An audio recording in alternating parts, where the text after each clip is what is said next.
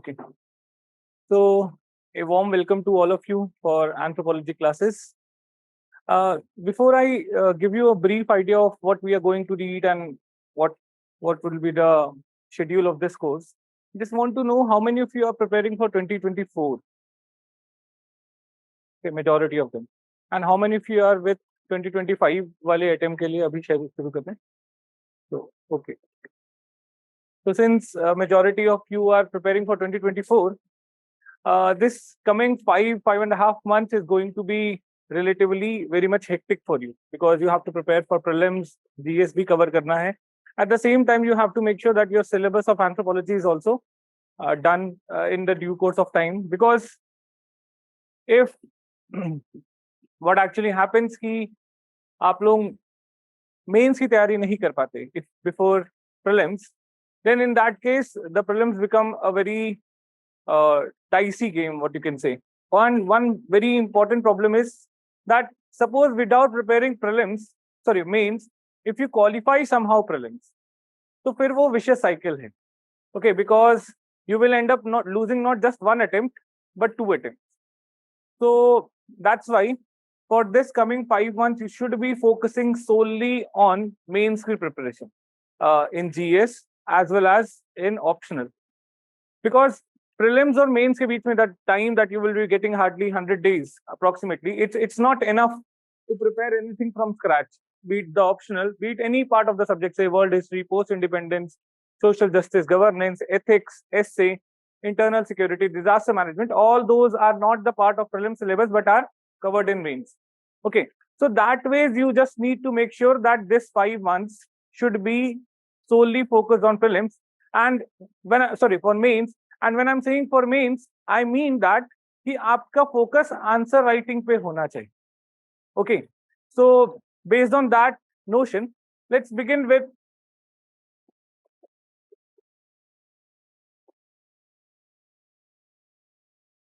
a basic idea of what we are going to see. So my today's lecture will be what actually is anthropology. Okay, how we are going to cover anthropology and what needs to be done from your side, and third, the time frame, what we are going to follow. Okay, ये 3 aspects I'll be discussing anthropology for today's lecture, and then I will open the floor for your questions. Whatever doubts you have, whatever questions you want to ask, feel free to ask. Okay. So first, let's see what actually is anthropology. So here in this case, anthropology specifically is derived from the word anthropos and logos. So anthropos means humans and logos means study. It simply means study of humans. So if I have to talk about anthropology and its beginning, so let's go back to the medieval era of the world. At that point of time, religion was the foundation of every knowledge. That means हर चीज ये माना जाता था कि भगवान ने बनाया है. Everything is of divine creation. Humans were created by God like this. The culture that we have, the society that we have, the family that we have, the clothes that we wear, the language that we speak is completely created by the God, divine creation. According to Bible, the earth was created in 4004 BC. Okay, हमारे earth की age that is just 6,000 years old approximately. Now 4004 BC the earth was created and सब कुछ भगवान ने बनाया है. धीरे धीरे what was happening? Gradual discoveries, archaeological discoveries and gradual scientific inventions that were being observed. Now first thing that we observed was a lot of fossils were being discovered in 1700 AD and 1800 AD. A lot of fossils of the animals which looked very similar to humans but were not exactly humans. Okay, अब ये समझ नहीं आ रहा था कि इनको explain कैसे किया जाए. And धीरे धीरे धीरे धीरे as the science started to evolve, religion was replaced by science. And in that case, an idea came that we were not created by God, but we have evolved to be humans. Now, if we have evolved to be humans, so what defines us as human has also evolved. That means what defines us as human is something, the language that we speak, the culture that we have, the intelligence that we have. ये सब भी evolve होके आया है, ये पहले दिन से ऐसा नहीं था. Okay, and now the focus was to study how these societies, families, culture, tools, technologies, intelligence were actually created. क्योंकि अगर वो भगवान ने नहीं बनाया तो किसी ने तो बनाया है, और किसने बनाया? इंसान ने ही बनाया. Okay, we created our families, we created the society that we are living in, we created the languages that we speak, we are responsible for the literature, we are responsible for the tools that we use. Okay, now the focus was on how these things are created. So हम लोगों का focus आता है दो चीजों के creation पे. First is the creation of us as a physical being, as a human being, how we were created like this. What were the factors that were responsible for us being evolved from a quadrupedal being, that is एक ऐसा जानवर जो चार पैरों पे चल रहा है, to a being that is bipedal. हम एक ape से कैसे इंसान बन गए? Okay, that is the physical evolution. Okay, and second, the focus was on our way of life, how it was created. Okay, हम जैसे रह रहे हैं, जो behaviors कर रहे हैं, how it was created, that is the cultural evolution. So the scholars who wanted to understand the humans from their origin, they were called as anthropologists. Okay, so if we see, anthropology is mainly focusing upon these aspects, the physical aspects of human life, and the second, the cultural aspects of human life.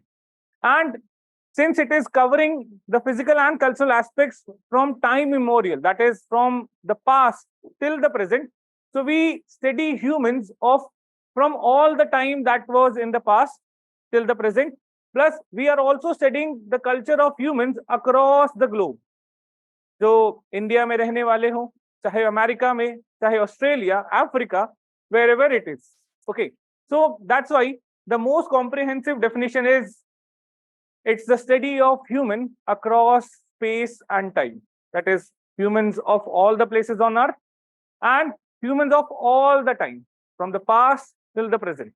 So जहां पे major focus होगा on physical evolution, that is how we became a biped, and second, the cultural evolution. Okay, now coming to the physical evolution, आप लोगों ने sapiens novel सुना है या पढ़ा है? किसी कुछ लोगों ने पढ़ा होगा. How many of you read sapiens?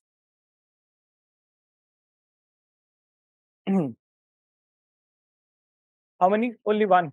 Okay, so Yuval Noah Harari, he wrote Sapiens, and in that book he says that what made us the rulers of earth, what do we have, कि हम पूरी दुनिया के सबसे successful species में count किए जाते हैं. Okay, do we have that physical strength to beat an animal, to outpower an elephant or a cheetah or a tiger or a lion? But why does we actually became the most successful species?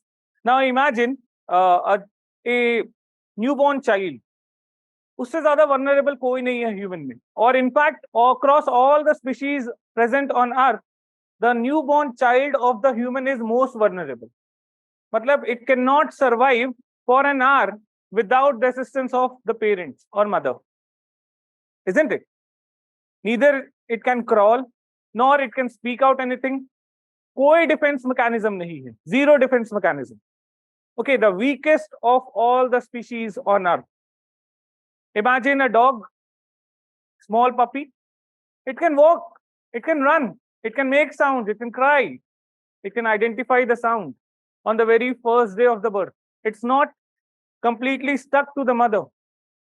Chances of survival of a dog or a puppy is even higher, even if the mother dies immediately after the birth. But is it possible for the humans? No, not at all. Then the most weakest of all the species currently, जिन जानवरों से हम डर के भाग रहे थे, आज हम उनके लिए नेशनल पार्क्स बना रहे हैं. Okay, we are creating the wildlife sanctuaries. Our ancestors looking from above would be very much happy कि इसी ने तो मुझे मारा था.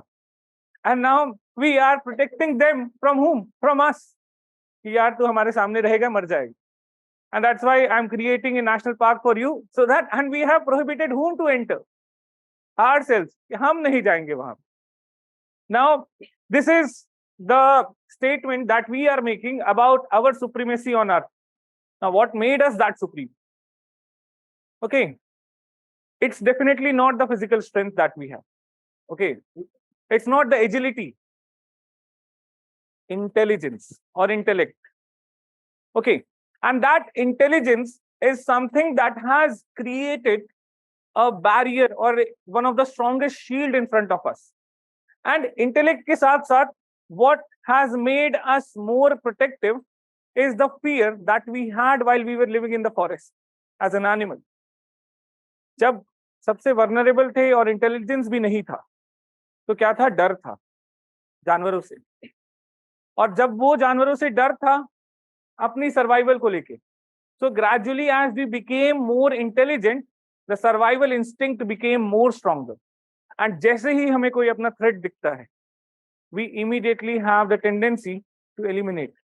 Okay, we just cannot live in that anxiety कि ये कल को हमें मार सकता है, तो अभी इसके साथ रहते हैं, let's check out.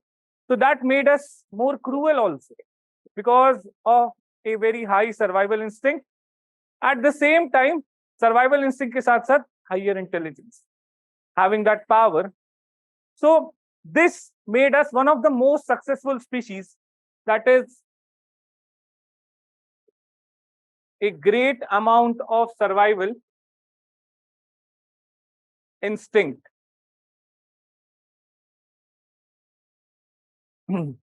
Okay, now if this is the case, so what actually increased our survival chances?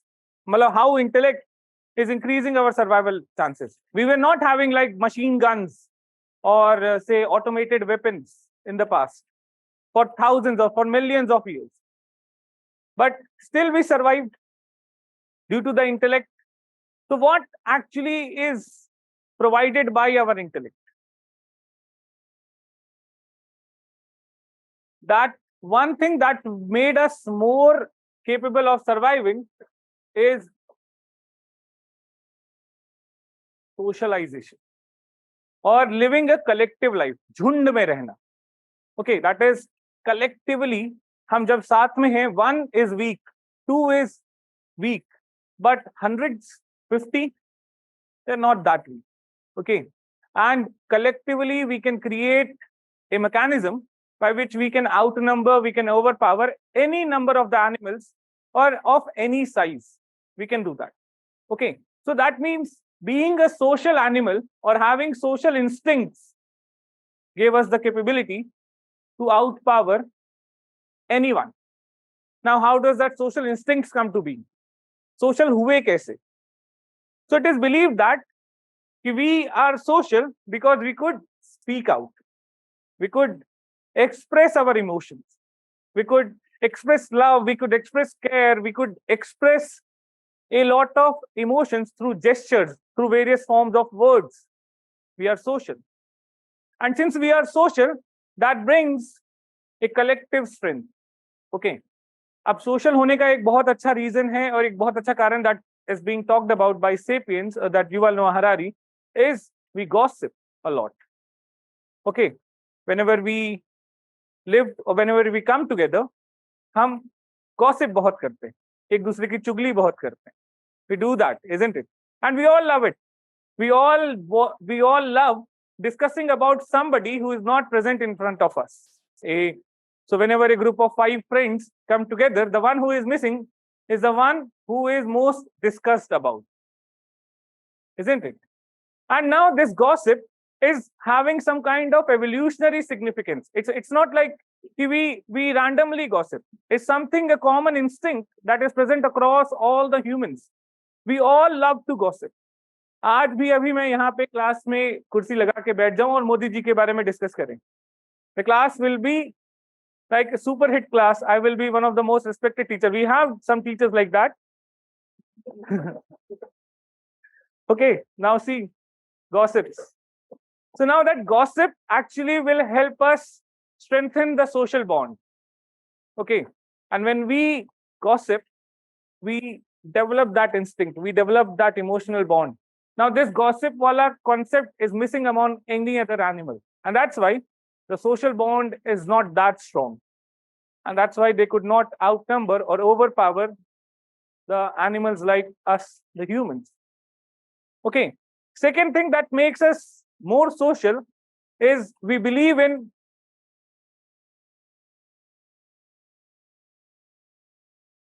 fictions. अगर मैं fictions को बोलूं तो I would say it's nothing but an imagined reality. Imagined reality.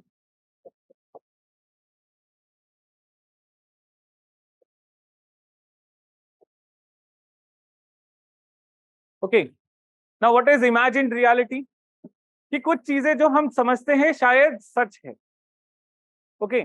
लेकिन अगर मैं कुछ चीजों को सच समझता हूं, it's okay. I believe that कि there is a human who can actually fly.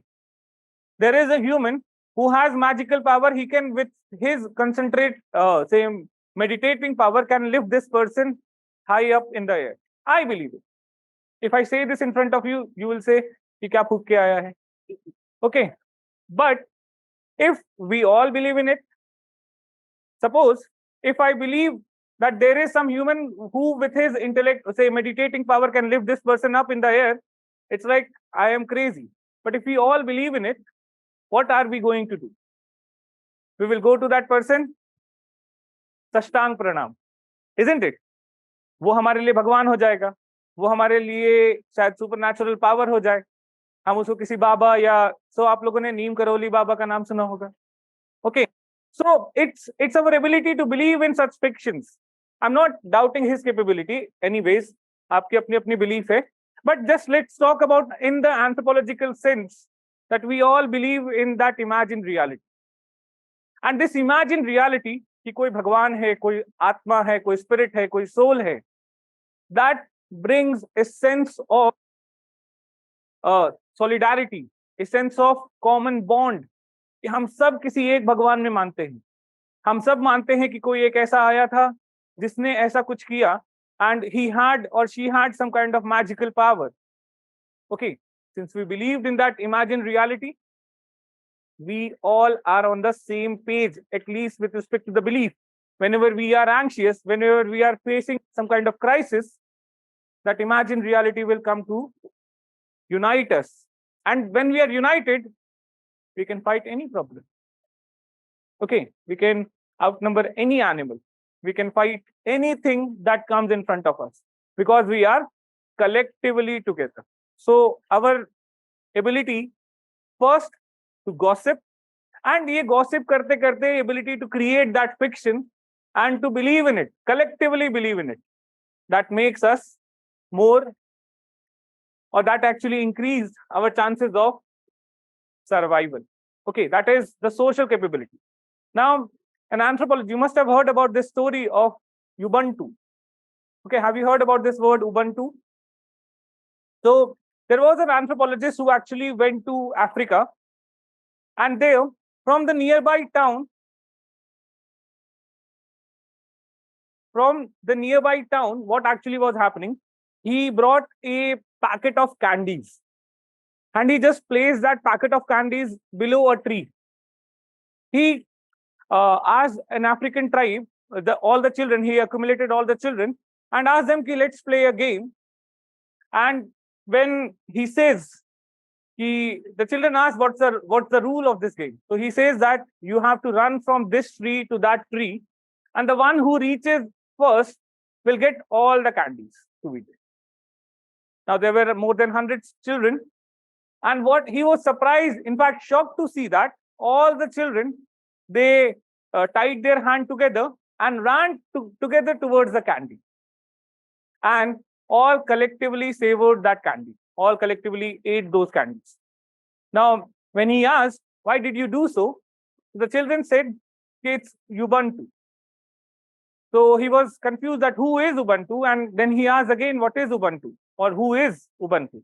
So he says that, the children says that it's a philosophy that we believe in. And that philosophy is, I am because we are. So my individual existence is only because there is the existence of a group. An individual cannot survive without the group. I am because we are. And this philosophy, although is specifically pronounced in the African tribe, but the thing is, कि हम सब इसमें believe करते हैं. I am because we are. Okay, and that's why we have this imagined realities like first nation. Okay, I am because we are. So imagine reality of nation. कि मेरे लोग हैं, मेरा देश है ये. Okay, why did we divided the world into these categories? कि nation होना चाहिए, continent होना चाहिए, या European Union or say NATO's and all. These are just imagined reality. Do we have such kind of divisions like did nature created those divisions कि यहाँ पे India की बाउंड्री खत्म हो जाएगी and then Pakistan would start और पाकिस्तान के बाद Afghanistan would start? No, we imagined that this is India. This is what we are. This is our people. And beyond that, the people are alien. Okay, why? This imagined reality is giving us a strength of cohesion. अपने देश में रहते हो, so you feel like more confident, more safe, secure. The moment you will step into some other nation, some other country, and some of you who might have the opportunity for a foreign trip, you will feel it. The moment you step into some other country soil, you feel that now there is some kind of threat. You will become more conscious of your actions. कि एक गलत step might land you up in the jail, might actually cost you your fortune, and might put you in some trouble where nobody can save you, because you feel that these people are not mine. You are feeling like an alien. And अब ऐसा क्या हो गया कि वो लोग alien हो गए और हम अपने हो गए? Okay, now this is first imagined reality. Second, the imagined reality like state. आप nation से भी ज़्यादा अपने state में ज़्यादा secure feel करते. You feel more secure. Even if you are coming from a state which is very much notorious for its crime records, you will feel more safe while you are in your state, while lesser safe in the states that you feel you are alien to, जहाँ पे आपका culture match नहीं कर रहा. The person moving from UP and Bihar feels more threat in Maharashtra, and vice versa. It's not depending upon the crime records of that state. The state might have a very effective law and order administration, but still that feeling of safety is the problem. Okay, so that's again as an imagined reality. Then the smallest imagined reality is what you call family. Now I am saying that it's an imagined reality because हर किसी का family का conception अलग-अलग. For the people who have been born and brought up in a small family, उनके लिए family का मतलब mother, father, brother, sister. That's it. Okay. For the ones who are born and brought up in say village, say social life, or say the tier 2, tier 3 cities, so for them family is like unending. Okay, ये भी family है, वो भी family है, चाचा के ताऊ के बेटे का, जो दूर दूर तक जितने भी relation हैं, okay, वो सब family के part. That is an imagined reality. So there is no clear-cut definition that these number of people will be a part of family and these number of people will be outside the family. So Delhi में अगर आप born and brought up हैं, Delhi bred हैं, तो chances हैं कि आप nuclear family के product. And since you are a product of nuclear family, in that case your family is very limited. But being from, say, I come from a joint family and I have 25 members living in the same roof, under the same roof, with a common kitchen. That is the traditional joint family. Okay, for me, they are my family. And for me, like there is no difference between my father and my immediate uncles. Okay, मेरे चाचा, मेरे पिताजी में कोई अंतर नहीं है. I have the same feelings towards it. Okay, now that they are family. And I feel, so whenever I come to Delhi and compared to from where I am, so there I feel more secure. specifically when I'm in my house. Okay, that's an imagined reality. And these imagined realities that we created actually are the reasons for our survival, the fictions. Okay, so एक fiction है religion, एक fiction है हमारे groups जो हमने create किए. Okay, and that's why it is said that कि Homo sapiens are Homo politicus, Homo economicus, and Homo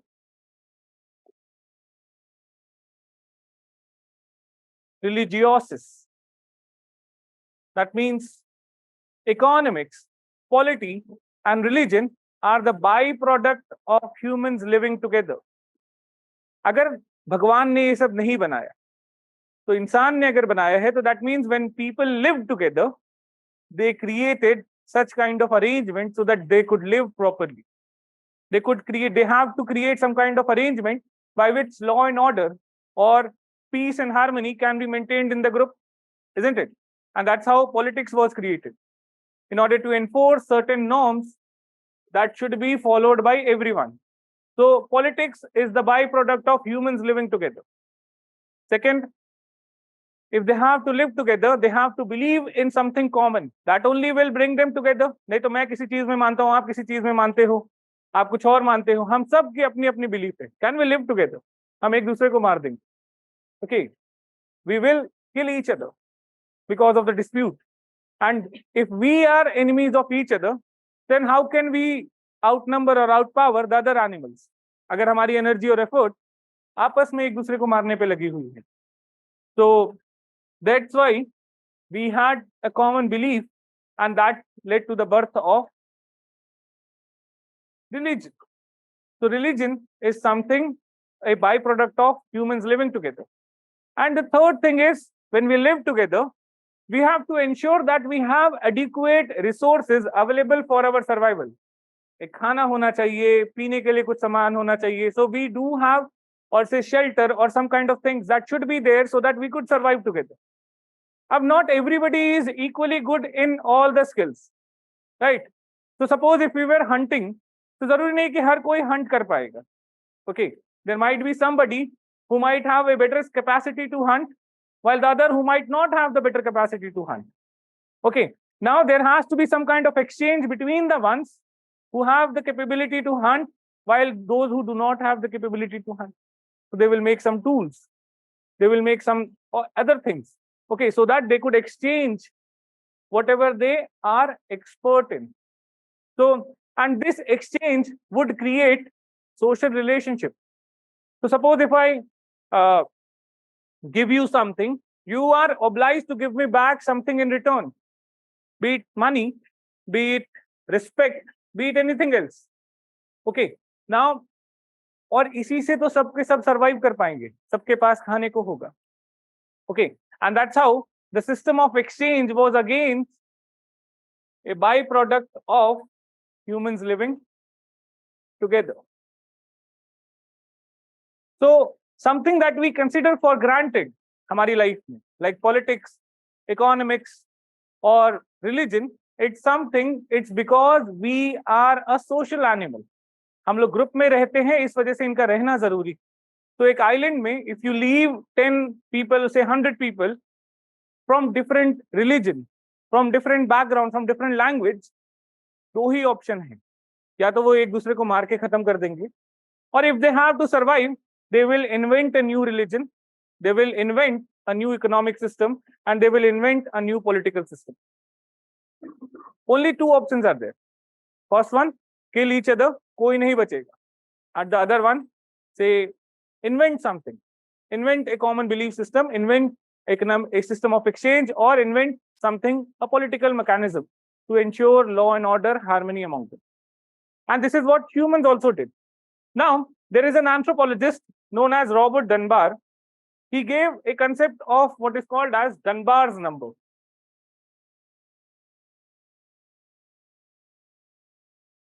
So this magical number is 150. He says that a human, an average individual, can at max have 150 social relationships. So 5 can be the closest friends, very closest relatives. Okay. Then 15 can be close one. 50 can be, say, some dur daraz ke relatives at max. And finally, 150, what he calls as a tribe. Now he says what he wants to say with this 150. He says that if the number crosses beyond 150, so it's beyond the human capacity, or it's beyond the human neural capacity to recognize or to maintain that social relationship. अगर आप ऐसे झुंड में रह रहे हो जहां पे 150 से ज्यादा लोग हैं, तो peace, harmony, law and order को मेंटेन करना बहुत डिफिकल्ट है. Okay, it's very difficult. And since it is difficult, so if the number of a particular group crosses beyond 150, you'll have to come up with certain norms, certain practices, or certain rules that everybody should follow in order to ensure the law and order in the society, or in order to ensure the harmony in that group. So that magic number is 150. 150 ke beyond, official say formalized political system will definitely come into the picture. और ये check किया उन्होंने कि हमारी neural capacity, हमारी mental capacity ही 150 से ज्यादा लोगों को रिकॉग्नाइज नहीं करता. Now if you can do, you can actually exercise, मतलब अपने रिलेशंस में आप एक दिन बैठ के पूरा, you can keep on writing the names of the people whom you know very well and with whom you are very much clear about your relationship. It's rarely a chance that you will be able to recognize more than 100 people. Rarely a chance. And there might be somebody who is very social, might come up to acknowledge, or might come up with to acknowledge, say, more than 120, 125 names. And very less chance that any one of you will have 150 names on the paper. बहुत कम chance. It has been proven that 150 के beyond social relationship maintain करना या even retain कर पाना, recall कर पाना is beyond the human mental capacity. So when the number crosses beyond that, मतलब एक जगह में 150 से ज्यादा लोग रह रहे हैं, तो उनको मैनेज करने के लिए क्या करना पड़ेगा? कुछ रूल्स लाने होंगे that is beyond the individual, that is followed by everyone. And this number is called as the Dunbar zone. So as we grew in size, and in that case, certain rules, norms, or what we say, the political system definitely came up. अब एक ऐसा aspect है हमारी life का, that is several types of inequalities, or what we call as hierarchies. We do call, हमारे कई सारे social life में से जेंडर इनइक्वालिटी सबसे कॉमन इनइक्वालिटी हम लोग पढ़ते हैं. Why male are dominant over female? What actually made male dominance all across the world? मतलब पूरी दुनिया में हर सोसाइटी पेट्रियार्कल क्यों निकली? Why is that there is no society which is matriarchal जहां पे female dominant हो? Why is that? So there is some kind of reasons with respect to it. That is what the, और ये सारी stories हमारे evolution में है. So suppose when we were hunter gatherers living in the forest, जिन हमारे पास सिर्फ कुछ नहीं था hunt करना जैसे बाकी जानवर करते हैं, we also used to do that. Okay, at that point of time, who is better equipped to hunt? Let's say, let's talk about the physical strength.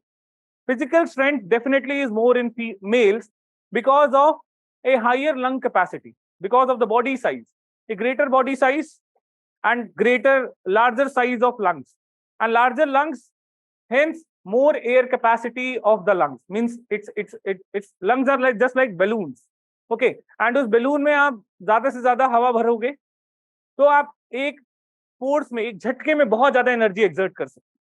And if the balloon is smaller in the female because of their smaller body size, in that case they will not be able to exert a sudden jerk of force.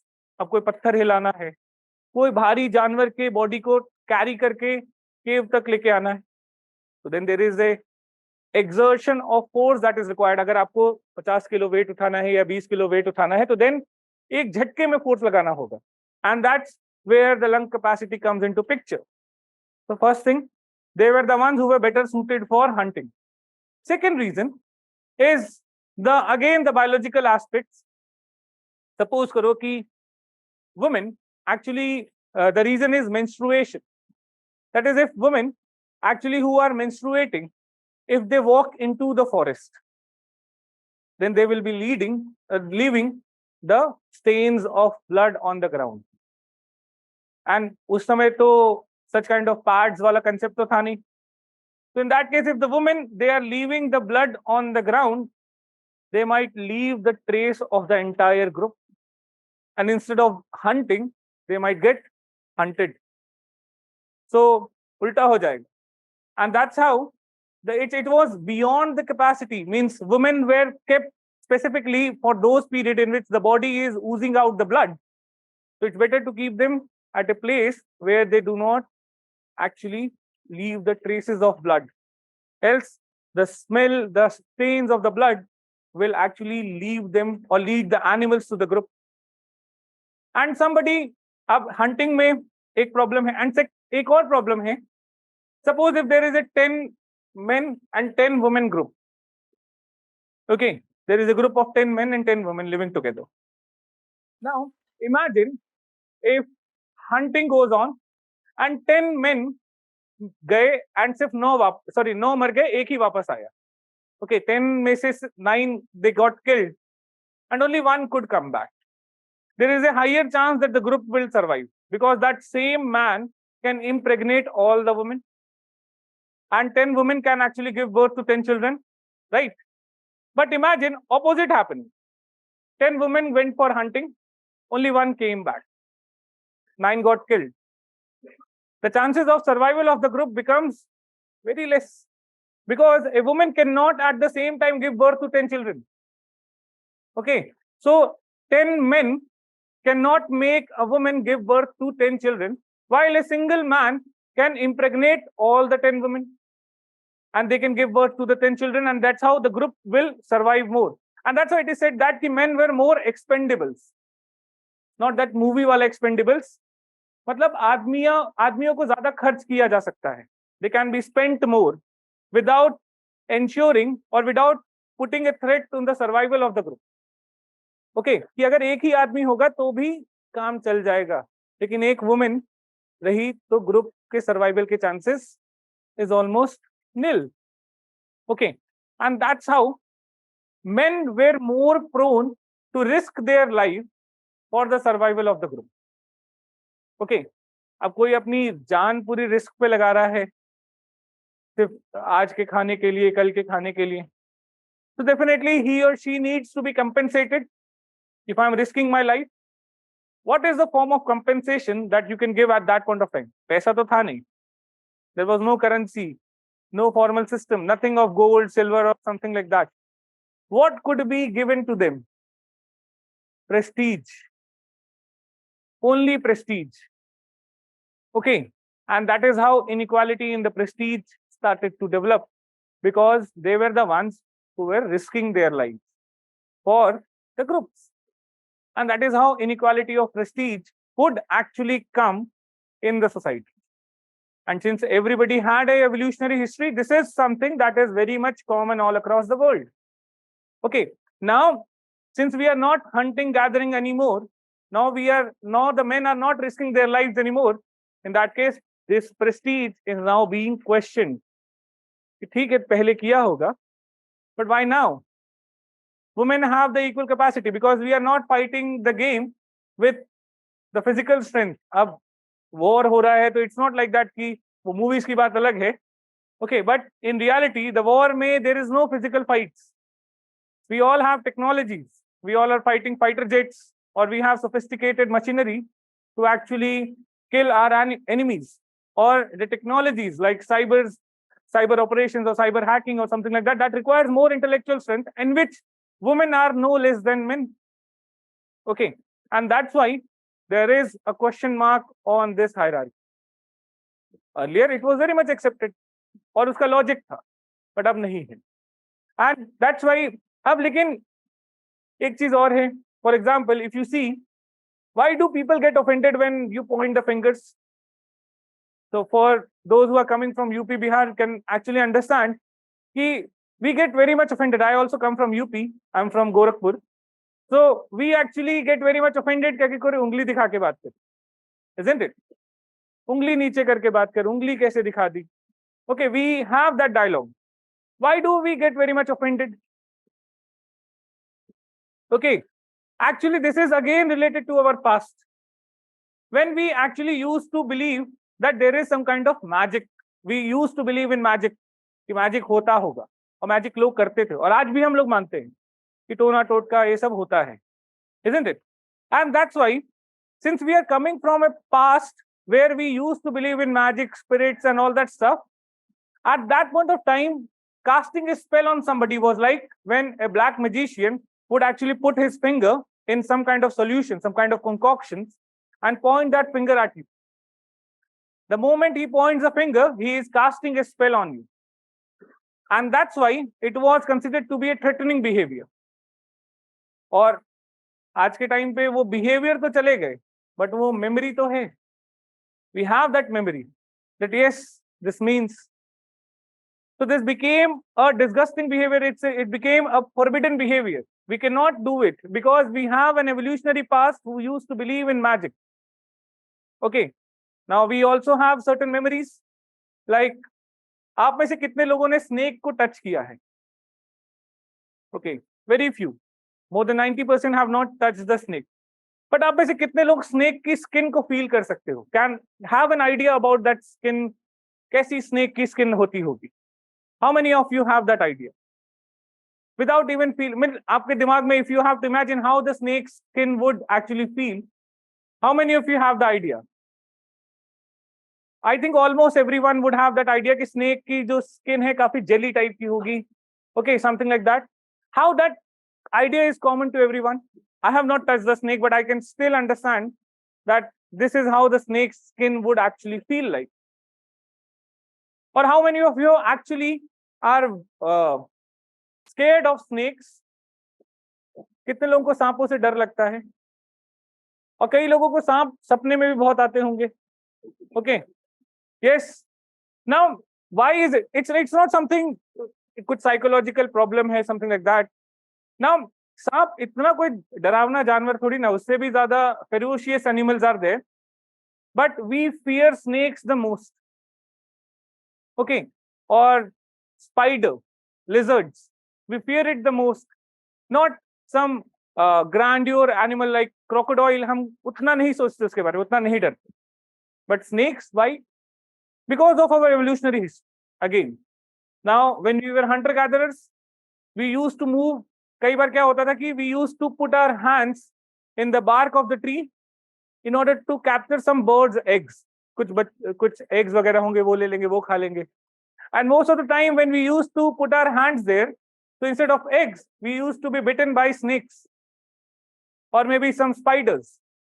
And that's why we have those evolutionary phobias, because we have encountered those snake bites or spider bites for long enough. बहुत time तक वो चीज experience की है. And since we have experienced this bites, this have created our gene memory. Okay. Even if we have not felt that snake, in reality, we still have that memories with us. Okay. And ऐसे evolutionary memories की वजह से आप देखोगे कि one difference between male and female. So let's talk about the problem of male versus problem of female. So let's talk about the colors. So all the boys in this class, how many shades of green you can recognize or you can actually name? Though light and dark green. Okay. Okay. Now for all the girls in this class, how many shades of green you can recognize? Just name it, we have it. Okay. Right. Girls, they have a more deeper connection with the colors. They can acknowledge multiple shades of the same color. Okay, they have like n number of names for different shades of color. Okay, while the boys, they do not have much perception about the color. Okay, the only thing is because of our evolutionary journey. Now, men used to hunt, while the girls, they used to do gatherings. Gatherings as if the less risky job, fruits utha liya, seeds utha liya.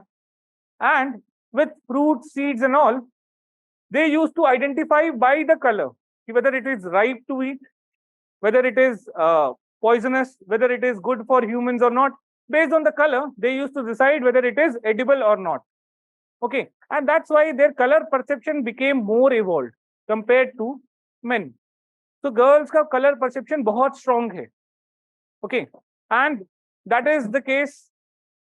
लेकिन एक जगह पे girls are less developed with respect to men. The perception of direction. Okay, रास्ते याद नहीं होते. Okay, it's with respect to girls. Okay, don't take me as a male chauvinistic person. I'm just giving this example, and in the first case, I actually said कि males का ये problem है.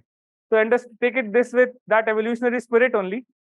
So the understanding of direction. अब male used to hunt.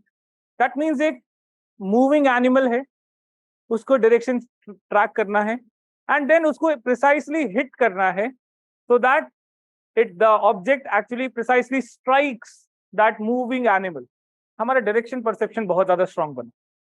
Compared to the women who do not have to track a moving object and to hit it precisely. Okay, so that's why it is said that men are better drivers than women. Okay, perception, direction perception. Okay, and this is not me speaking about it. It's the evolutionary hypothesis. Because of our evolutionary journey, the girls developed a better perception of color compared to men, and men developed a better sense of direction compared to women. Okay, so ऐसे बहुत सारे हमारे behaviors हैं who we take or which we take for granted, but have the mysteries logged in our past, हमारे evolutionary journey की वजह से. And that is what we are going to explore day by day in anthropology. Okay, how do such kind of behaviors actually came to us? How do such kind of behaviors, which we take for granted, was actually created because of our evolutionary journey? तो हमारे जितने भी behaviors हैं, don't take anything for granted. कि बहुत सारे हमारे behaviors, आप देखो कहीं ना कहीं हमारे बहुत सारे behaviors selfish or survival instincts के base पे. So there is a book, The Selfish Gene, by Richard Dawkins. You must have heard about that person. He's one of the biggest atheists of this world right now, currently one of the most intelligent scientists. And he says that our genes, they have a selfish desire to maintain immortality. हम सब immortal होना चाहते हैं. We all want to be immortal. And how is it that possible to remain immortal? It's by reproduction. Okay, my genes will remain immortal only when I will pass on my genes to the next generation. And immortality will be when I will have maximum number of children. Isn't it? So that's not the case. It depends. We all are immortal. We all want to be immortal, but there is a different mechanism of immortality for men as well as women. Men के लिए क्या है? To have as many children as possible. Okay, because the reproduction is not costing anything on the men's body. The act of reproduction is not causing any kind of harm or not taking a toll on the men's body. So मेरे लिए immortality कैसे है? To have as many children as possible. And that's why men are kind of people who do not focus much on commitments. They cannot stick with one, because that is an evolutionary behavior. Okay, so I cannot use this word in the class, but you can understand men are. Okay, it's because the reproduction is not costing anything on our body. That's why the reproductive success is by having as many children as possible. While women, in case of women, she cannot have infinite number of children, right? She cannot have n number of children. There is a reproductive limit to a woman's body. She cannot keep on reproducing for her lifetime, right? So women के लिए reproductive success क्या है? To ensure that how जितने भी बच्चे पैदा हों, they should survive to the age of reproduction. To make sure that no matter even if 2 or 3 children are being born, she should focus upon the survival of those 2-3 children rather than keeping or focusing upon making more and more births, because her body cannot allow that. And that's why women would look for that person who can allow more survival chances or survival capabilities to those children. That man who is resourceful, that man who is powerful, that man who actually can commit or can actually ensure the survival of the limited number of children of that woman. So men reproductive success की वजह से उनके sexual behaviors में changes हैं, while women, in order to ensure reproductive success, they have a different kind of reproductive or sexual behaviors. They are committed to a man because that man will ensure the survival of those children, and that will ensure the reproductive success of that woman. Okay, so this is how the behaviors that we usually attribute to a man, that we attribute to a woman, has some kind of evolutionary significances. Okay, so majority of the behaviors, आप समझो हमारे जितने भी behaviors हैं वो सब evolutionary success के वजह से हैं. Like you preparing for civil services, out of all the exams, all the career opportunities that is available here in India, why are you preparing for civil services exams? Many of you might have come from IITs or say AIMS or such kind of colleges, IIMs या बहुत elite colleges से आप आए होंगे. Many of you must have left a very highly paying job and have come to prepare for civil services. Why? मतलब आपको पता है कि जो salary आपको मिलने वाली है and the salary that you were getting will be a fraction or peanuts, but still you are coming here, सब कुछ छोड़ के. Okay, that is our evolutionary survival instinct. In a country that is a socialist country that is run by bureaucracy, the most efficient mechanism of survival is to occupy that position that actually controls the majority of the resources, and that is the civil services. Okay, आप बहुत ज्यादा पैसा तो कमा लोगे living in India, से आप 10-15 लाख 20 लाख 50 लाख 1 करोड़ 2 करोड़ का पैकेज ले लोगे, but you will never have that kind of say with respect to resources, with respect to survival when it comes to crisis, no matter how much money that you have. या तो फिर आपके पास पैसा होना चाहिए like in billions या millions में. Okay, and when I'm talking about millions, it's in dollars. Okay, so if you have that money of that level, then only you can think of. नहीं तो कोविड के time पे आप देखो, like I knew a lot of people, one of a fellow faculty, Rishikesh Duddhat sir थे geography के, and he had so much of money that he could buy a ventilator for himself at any given point of time. He had so much money in his bank account, but he was denied ventilator when on the last night. ठीक है, तो मतलब पैसा वहां पे काम नहीं आया. But had this been the case of a DM, that he is like in a very critical condition, immediately, no matter what happens, the district forces would have been giving him the best possible treatment, no matter what happens. Okay, so survival instincts again. Okay, you're not going for money, you are ensuring the primary access to those resources that are necessary for your survival. If there is a famine, the last home that would face the effect of that famine in a district would be the house of the district magistrate, isn't it? अगर भुखमरी आ जाती है, खाने की shortage पड़ जाती है, कुछ भी हो जाता है, so the last house to get affected will be that of the district magistrate or the person who is at the level of secretary, isn't it? So majority of our behaviors, they are collectively determined by our evolutionary instincts. Okay, so all these behaviors we will see are what we call as a way of life or say culture. Okay, and culture को हम study करेंगे किस तरीके से evolve होता है, किस तरीके से change होता गया, and what kind of functions that it plays. We also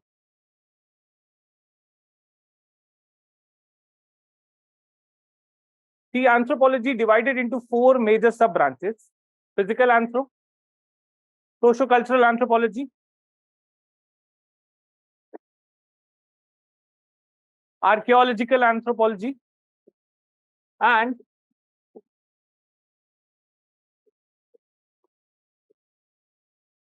linguistic anthropology. So physical anthropology or the biological anthropology, which I have just discussed, is simply the study of humans from the biological perspective. That is how we have evolved from an animal that was walking on 4 legs to an animal who is walking on 2 legs, bipedalism. Okay, and with this bipedalism, what kind of changes came? Okay, so that is what physical anthropology will look for. Then socio-cultural anthropology will look for our cultural behaviors or our social behaviors. Why do we behave in such a manner when we are in groups? Why do we behave in such a manner? Or what kind of behavior is actually necessary for us to live together, is necessary for us to actually maintain harmony? That is politics, economics, religion, marriage, family, all such kind of behaviors. So that is what we will be seeing in the socio-cultural part.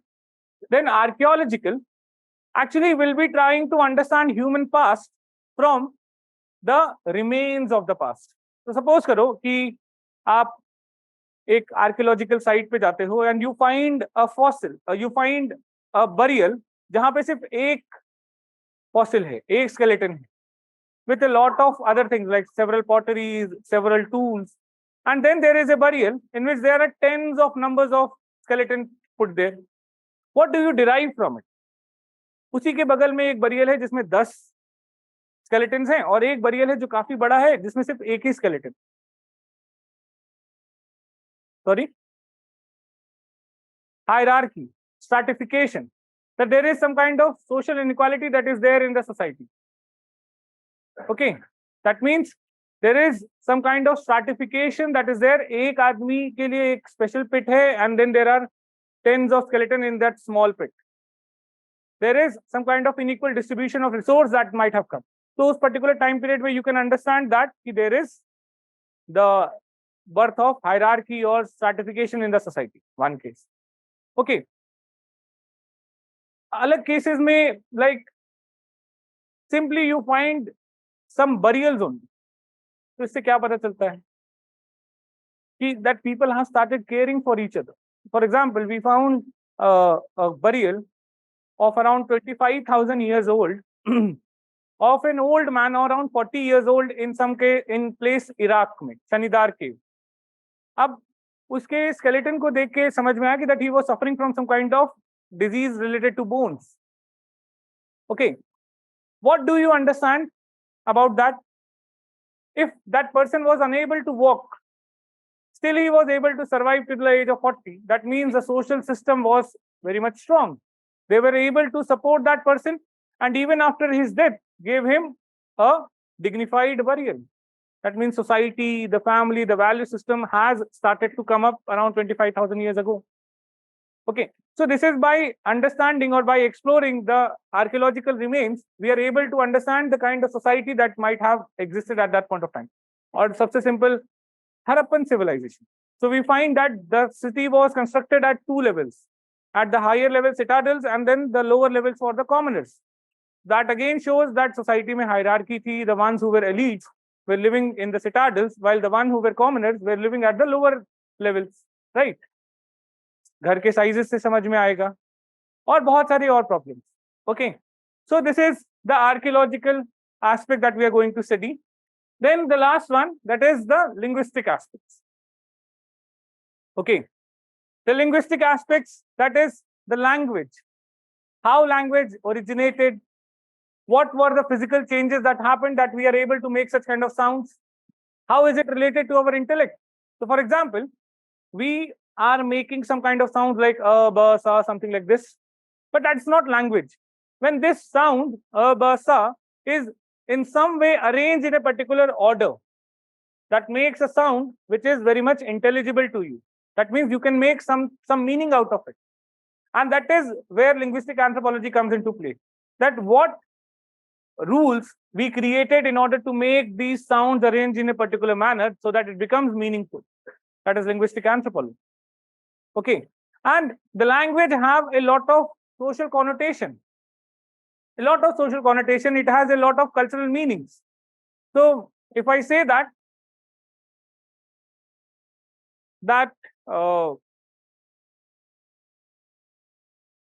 एक एक example है, that is a friend of mine came to me and says that I have been recruited as an urban transport specialist, okay, at Uber.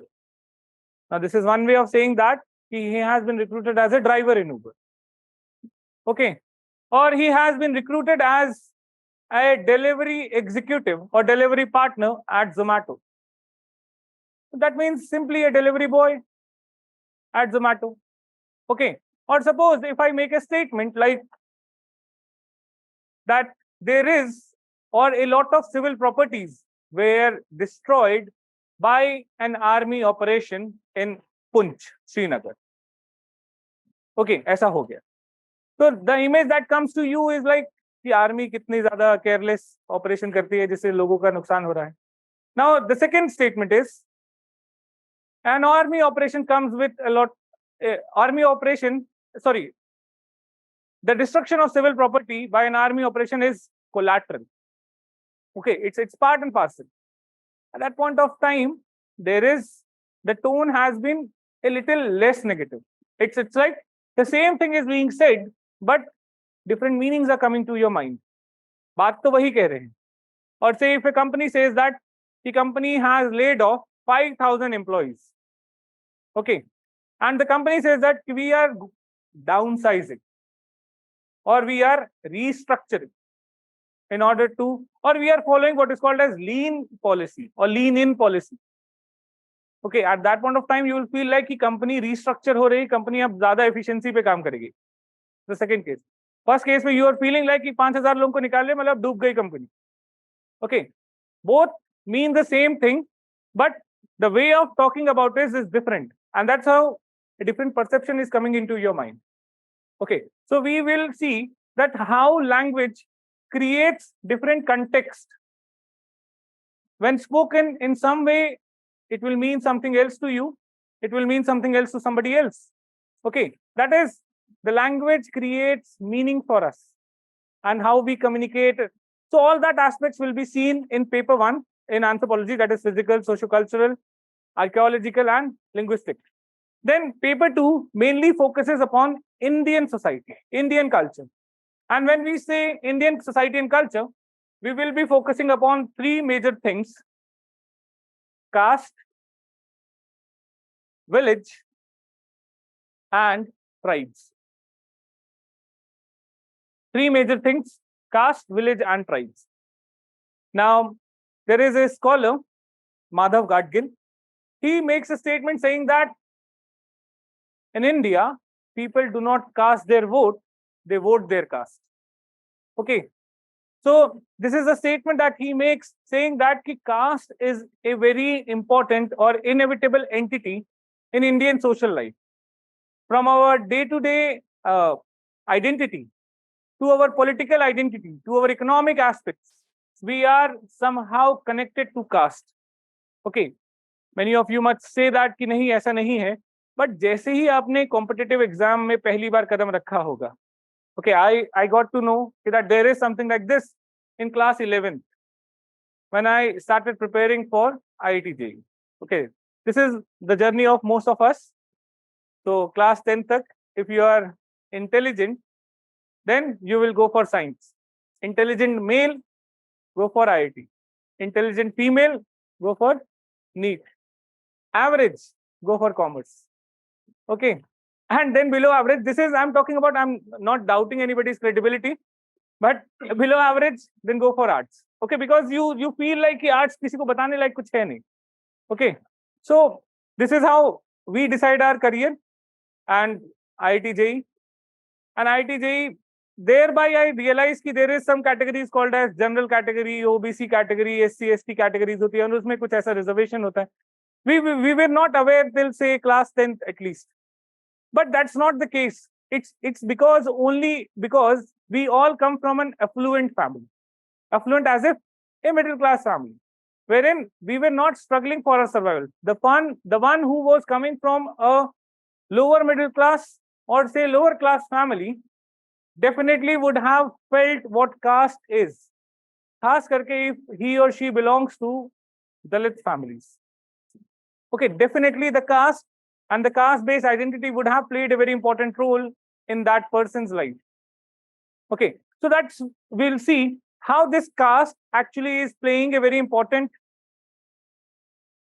role in our life, in the life of an average Indian. Okay, then village.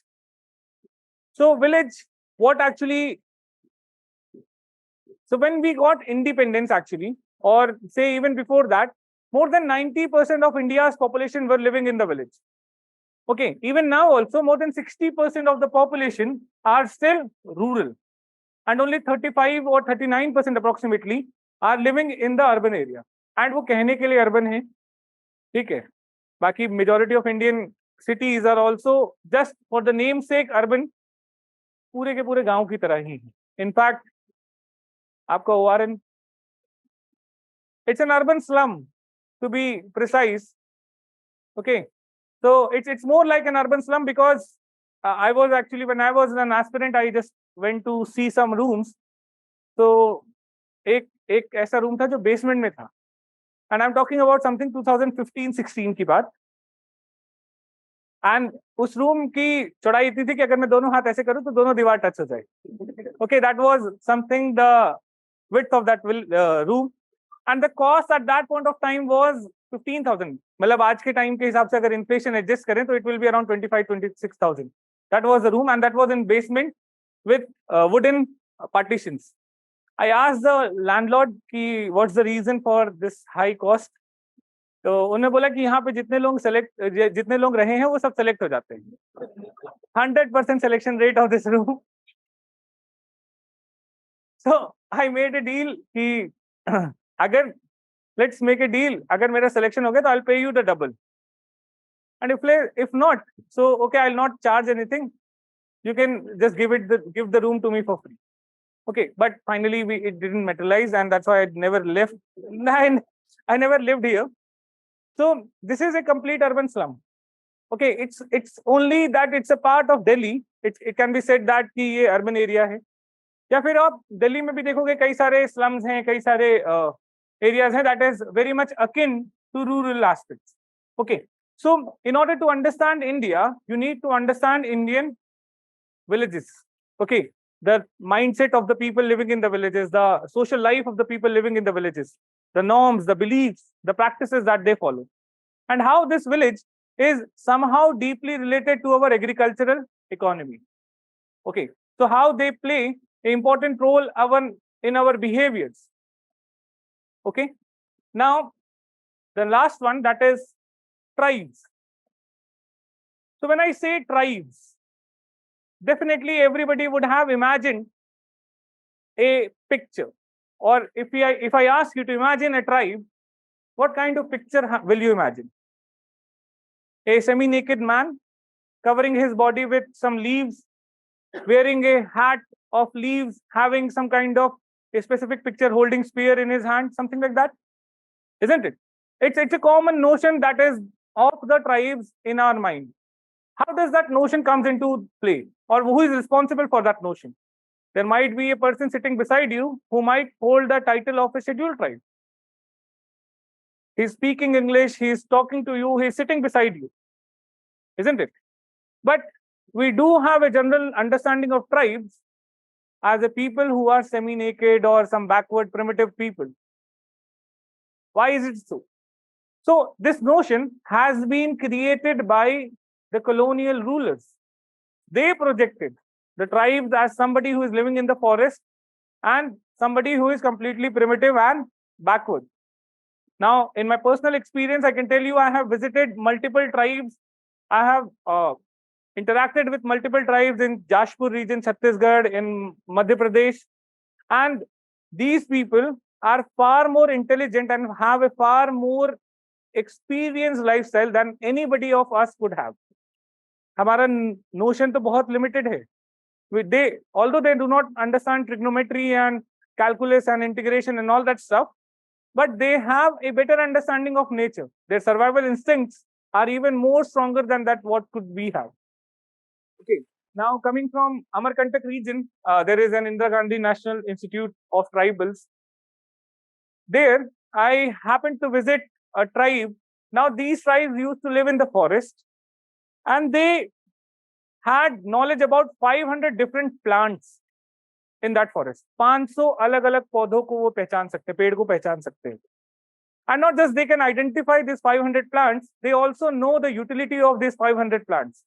How these 500 plants can be used to make medicines.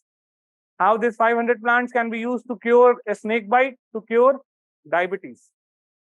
अब इतनी knowledge अच्छे doctors को भी नहीं होती. You must have heard about a tribal healer named as 𝐂𝐭𝐿. She was given Padma Shri award for her healing. And that was not so far back. I'm talking about something 2018 or 19 approximately. So she's from Kerala. And she also knows more than 542 medicines that can be prepared out of the local plants in that forest. The government acknowledged her effort. Now the Kerala government is actually documenting her knowledge. बहुत सारी ऐसी knowledge है जो उनके जहन में है, that is there in their consciousness, but it's not documented. And if they die, that knowledge goes away. Okay. And a person of this much knowledge, can that person be seen as backward, primitive? Can be. No, definitely not. But this image has been created in our mind by our colonial rulers. उन्होंने इस तरीके से project किया और हम लोगों ने मान लिया. But और उन्होंने बहुत सारी images बनाई tribes की. But was this the case? We had interaction with the tribes in the past. Ramayana talks about Ramji interacting with a bhilni, Sabri. Remember? Or Hidimba in Mahabharata, the wife of Bhim. Okay. And Vanar Sena.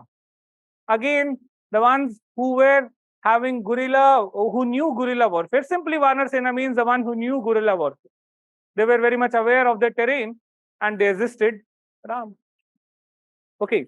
So if we look at these epics from the anthropological point of view, you will understand that these are facts. It's about only metaphors written. It's not completely epic, complete mythologies. But yes, they are some historical aspects written in some kind of poetic form. And that's why Vanar Sena means they have been literally interpreted as if कि वो बंदर जैसे दिखते थे. No, they were the ones who lived in the forest. They had guerrilla warfare की knowledge थी. And that means a tribal group who assisted Ram. Okay. So such kind of things, if you will understand, so then you will see that the notion of tribes that we have in our mind or that has been painted in front of us is completely false. It's completely flawed. Okay. And a lot of other things.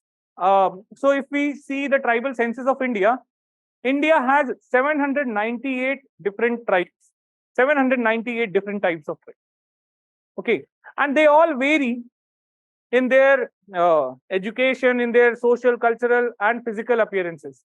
For example, one of the most educated tribes who are very much powerful in current Indian politics, Meena tribe. Okay, they are doing extraordinarily well. Okay, as compared to the tribes who are relatively very much backward. For example, Irula tribes. तो आप लोगों ने movie देखी होगी जय भीम और सुना होगा उस मूवी के बारे में. तो जय भीम सूर्या की एक साउथ इंडिया की मूवी है. And that is mainly a story related to the Irula tribes and the atrocities that is committed upon them by the mainstream government. Okay. So such kind of stories, that means there is one of the tribes who are empowered and the other tribe that who are relatively very much marginalized. And that's why the entire tribes, they are not a homogeneous group. एक single category नहीं है. There are multiple degrees or variations that you can see among the tribes in terms of economy, in terms of politics, in terms of education and various other social indicators. And that is what we are going to see here. Okay. So that is in general what actually anthropology encompasses and what we are going to see.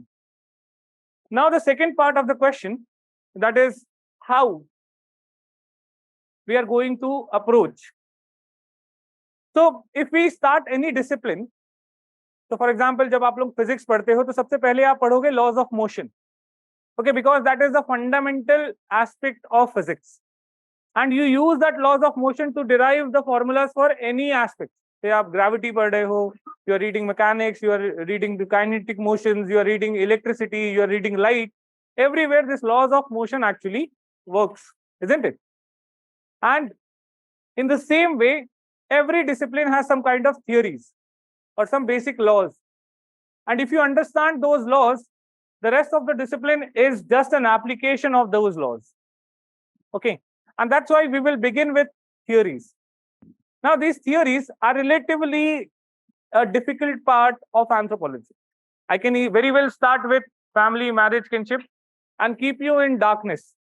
कि देखो anthropology इतना Lallu subject है कि family monogamous होती है, पॉलीगेमस होती है, पॉलीगाइनस होती हैं, and you will be like कि अरे इतना Lallu.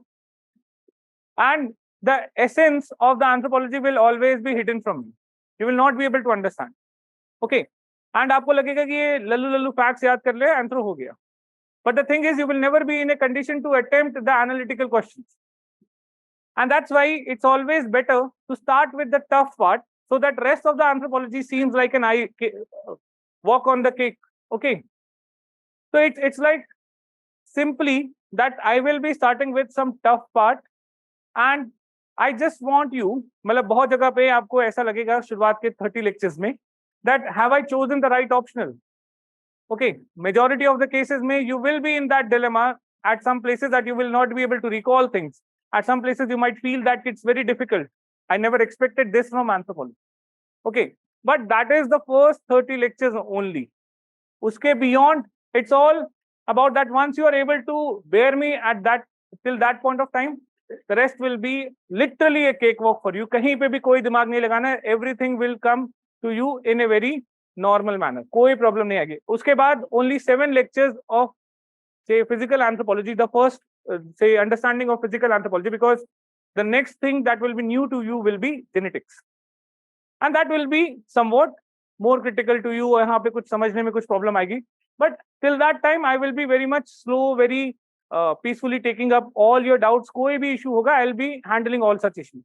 Okay, but I will be starting with theories, and it will take around 28 to 30 lectures to cover theories, and that's all single unit, that is 6 unit. Okay, but rest of it is like very cakewalk to you. अगर आपको theory समझ में आती है तो आपको anthropology में और कुछ कभी कोई problem नहीं आएगी. But if you don't understand theories, everything will seem very much segregated to you. आप dots कभी connect ही नहीं कर पाओ. Okay, and that's why theories are the most essential part. Now, talking about even if I'm spending 30 lectures, how many questions will you get directly from the theories in the mains? Only 2, or at max 3. Hardly 40 marks of the paper comes from theories. I'm spending like 30 lectures. Okay, but why so much of importance? आप theory समझ जाओ, आपको किसी भी type का question आएगा, you will never get blank. You always will have something to write. You can always analyze any question anthropologically. You will never ever go blank. Okay, so this is the importance of this theory, is the basic. Then we will start directly, we'll directly jump to paper 2 after theories, wherein I'll cover caste, village, and tribes. Okay, it will take around 40 lectures approximately. Then I will directly jump to physical anthropology paper 1, and it will again take 40 lectures approximately. And then remaining socio-cultural anthropology wala part, which will around take 20 lectures. So in total, there will be 120 to 30 lectures hoga, in which I will cover almost 95% of your syllabus. I'm just leaving that 5% in the hope कि कुछ ना कुछ तो छूट ही जाता. Okay, but I will try to cover 95% of the syllabus in the class itself. Okay, and then comes कि अब आपको करना कैसे है, क्या करना है. So from tomorrow I'll be beginning the theories, in which you're supposed to make अपने पेज को इस तरीके से डिवाइड करना है. Okay, any notes you're making, the first one should be left side where you should, or right side, wherever you should make your running notes. Whatever I'm speaking out, just make your running notes. Points लिखते चले जाओ. हो सकता है कुछ छूट जाएगा. I might be too fast some days, and then I will dictate, and that dictated note should be on the other side of the page. Okay, but exam में remember आपके running notes ही आपको काम आएंगे, जो आपने class में बात करते करते लेक्चर लेते लेते बनाए हैं. That will be something that you will recall very easily, क्योंकि वो आपके बने हुए notes. Dictated notes are relatively more sophisticated, a more sophisticated language होती है उसको रिकॉल करना, उसको रिमेंबर करना बहुत difficult. Okay, but running notes will always be handy to you, क्योंकि वो बातचीत की भाषा में बोले गए कन्वर्सेशन है, and you will always be able to recall, you will always be able to remember things as per running notes. So that's why I request all of you, do not just मेरे को देखो मत, जो मैं बोल रहा हूं आप बोर्ड की तरफ देखो, just keep on writing, scribble down, लिखते रहो, because कई सारे fine ideas जो होते हैं that will be understood only if you have good running notes. Okay, do not act like a small kid कि जहां पे हर चीज डिक्टेट कराई जाएगी तो ही लिखा जाएगा। Scribble down as much as possible, because that scribbling will always enhance your understanding. Plus आपको मेंस में लिखना ही बहुत ज्यादा है, तो जितना आप लिखोगे, जितना आपका पेन चलेगा, उतना ही पेन आपके मेंस में भी चलेगा। Now this is how the notes have to be made, one side running notes, one side the dictated notes. Then what is expected out of you? आपको क्या करना है? सिर्फ नोट्स बना लिया तो काम नहीं होगा। Okay, so suppose if your class is of 2.5 hours, I demand 1.5 to 2 hours daily from you for anthropology, other than the class. Okay, and on weekends, since there will be no class, so in that case, I demand 3 hours from you on weekends. This in class nahi hai, to at least 1 घंटा extra do. Okay, if you do so, means 4 hours a day approximately, if you manage somehow, by February end, you will be able to finish at least 70% of anthropology completely. आपका काम खत्म हो जाएगा। So what needs to be done in this 1.5 to 2 hours? The first priority is revise the notes. Okay, revise class notes once, twice. Hardly एक class में कितने pages होंगे? 6-7 pages. अगर आपके लिखे हुए 6-7 पेजेस हैं, that can hardly be revised or read in half an hour. बहुत आराम से उसको रीड किया जा सकता है। Okay, in half an hour. So what you need to do is just revise the notes, say in half an hour, and then PYQs from 2013 to 2023. Just look for PYQs. How, say suppose एक topic है, उसके 2 question आए हैं last 10 साल में, 3 question आए हैं, may be 4 question आए हैं, solve 1 to 2 answers or write 1 to 2 answers on a daily basis. Okay, that is, one answer in the initial days would take you around 30 minutes. कोई बात, be patient, write the answer, because आप जब भी लिखोगे पहला answer, it will always take you that 30 minutes. अब वो पहला आंसर आपको यहाँ पे लिखना है या मेंस में लिखना है, that's your call. But पहला answer will always take 30 minutes, 25 minutes, 20 minutes, no matter what. And the first answer will be always below average. अब वो आंसर आपको अभी लिख के सही करना है या फिर मेंस में लिख के एक अटेम्प्ट गवा के ये रियलाइज करना है कि the answer was below average. Okay, so anything that is, answer writing is like an art. Okay, and this art eventually gets, it's not like something that you have inherited, it's something that you develop. And वो develop कैसे होगी? By practice. Regularly आप practice करते रहो and you will develop it. अब कई लोग क्या करते हैं कि क्वेश्चन बैंक उठा लेंगे मार्केट से, जिसमें क्वेश्चन और आंसर्स दोनों दिए हुए, and you will not use your brain. You will see the question, you will immediately copy it. Now when this happens, when you immediately copy your answers, आप अपने ब्रेन को ना एकदम ineffective बनाते जा रहे हैं. You are actually killing your instincts. And what happens when a new question comes? आपने एक क्वेश्चन पढ़ा, आपने उसका आंसर कॉपी कर लिया, आपने दिमाग लगाया ही नहीं. पहली प्रॉब्लम आएगी कि even if you have to reproduce that answer, you will find it difficult to recall. Okay, it's very difficult to recall even the answer that you have written. It's just like assignment लिखना. College में जब आपको याद है assignments दिए जाते थे, तो how we used to write? Laptop चलाया, एक वेब सीरीज लगा दी, यहाँ पे सामने एक दोस्त का असाइनमेंट है और उसको लेके लिखे जा रहे हैं. पूरे असाइनमेंट वेब सीरीज देखते देखते लिख लिया और कुछ नहीं याद है कि लिखा क्या है, लिटरली क्या है. Do you remember even the topic of an assignment that you have written for 4 years? Any one topic? The reason is because we were not at all focusing upon that assignment. हमने एक पैसे का दिमाग ही नहीं लगाया उसमें, उस assignment को लिखने के लिए, and that's why our brain is giving us no inputs about it. Now, this is what happens when you keep on writing the answers from the answer booklets or say question banks. You are not using your brain. But what happens if you keep on writing the answers using your brain, your instincts? तो आप क्या कर रहे हो? उस information को कई बार अपने brain में churn out कर रहे हो. You're churning out that information, and when that information is churning out, you are actually creating a permanent impression of that information in your brain. And when it happens, suppose if you're writing something in mains, in that scenario, what will happen? The moment you see a question which you are familiar, your brain will start bombarding you with some kind of inputs. कि इसमें ये भी लिख सकते हैं, इसमें वो भी लिख सकते हैं, इसमें ये पॉइंट लिख सकते हैं, इसमें वो पॉइंट लिख सकते हैं. ओके, यहां से चल जाओ. So what will happen? That you will keep on getting some kind of inputs from your brain because you have used those informations. Okay, and that's why it's always better to spend 20-25 minutes churning out the information in your brain, writing an average answer, not copying it from any question bank. अगर आप ये करते हो, and if you keep on writing, say at least 1-2 answers for this 5 months, you will end up writing around 300 answers, or even on a minimum number around 200 answers. आप समझो कि बहुत आपकी प्रिपरेशन वहीं पे हो चुकी. You will never feel fearful with respect to anthropology. Trust me, if you have written 200-250 answers. It's something, an open secret known to all but implemented by few. Okay, सबको पता है, लेकिन हमारा ब्रेन हमें हर दिन कोई ना कोई रीजन देगा आंसर नहीं लिखने के.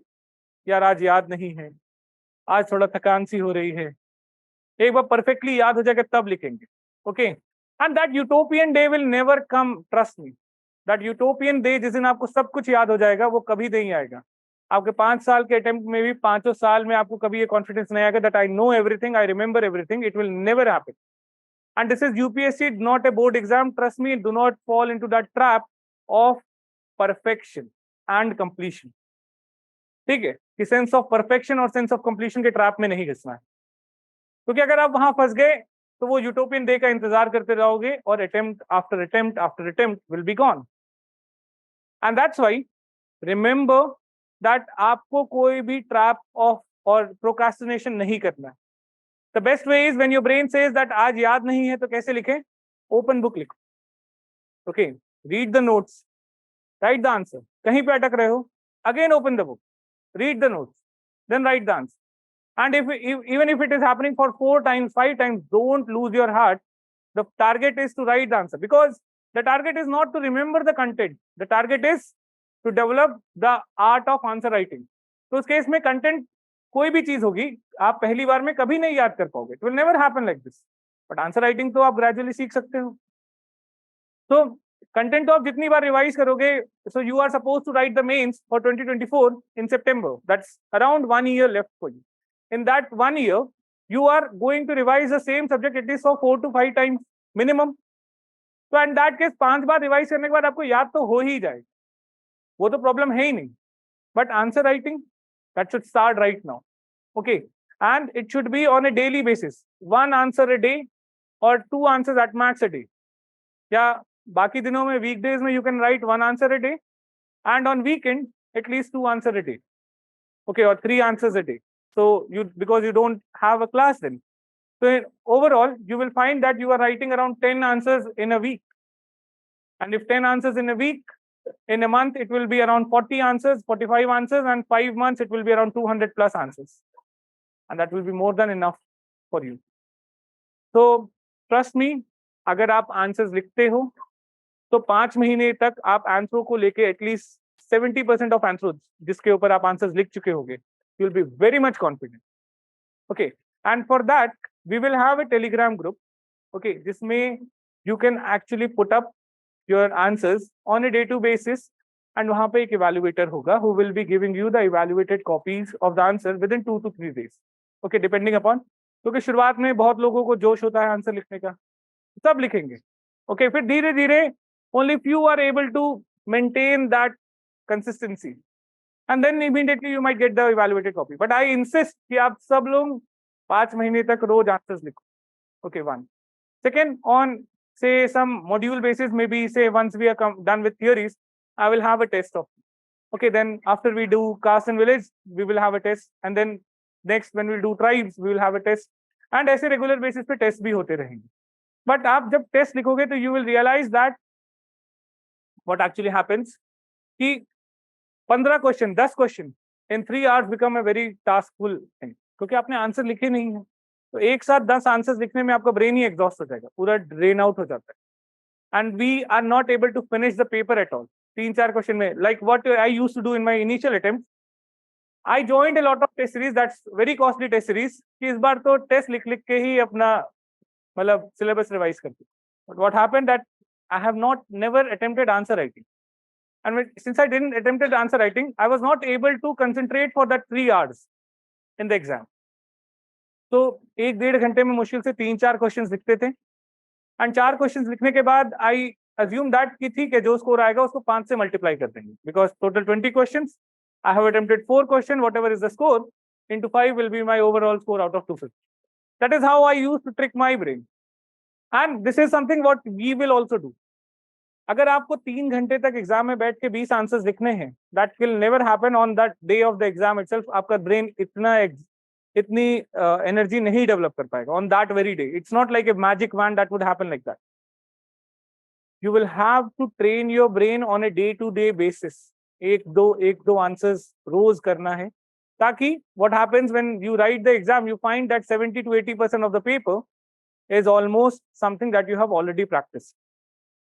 Then only for the 20% your brain will be ready to exert itself. Else it will be a difficult task for you. Okay, I hope you're getting my point, ki how and why PYQs are very much important, and for that there will be a Telegram group on which you can post your answers. Okay, and I would request you all to buy that that PYQ book. Vishal publication की आती है, topic wise आपको मिल जाएगी, hardly 50-70 rupees की market में मिल जाएगी. Online भी कई सारे पीडीएफ्स अवेलेबल है, you can actually access them. Now don't go beyond 2013, means इससे पहले के मत करो.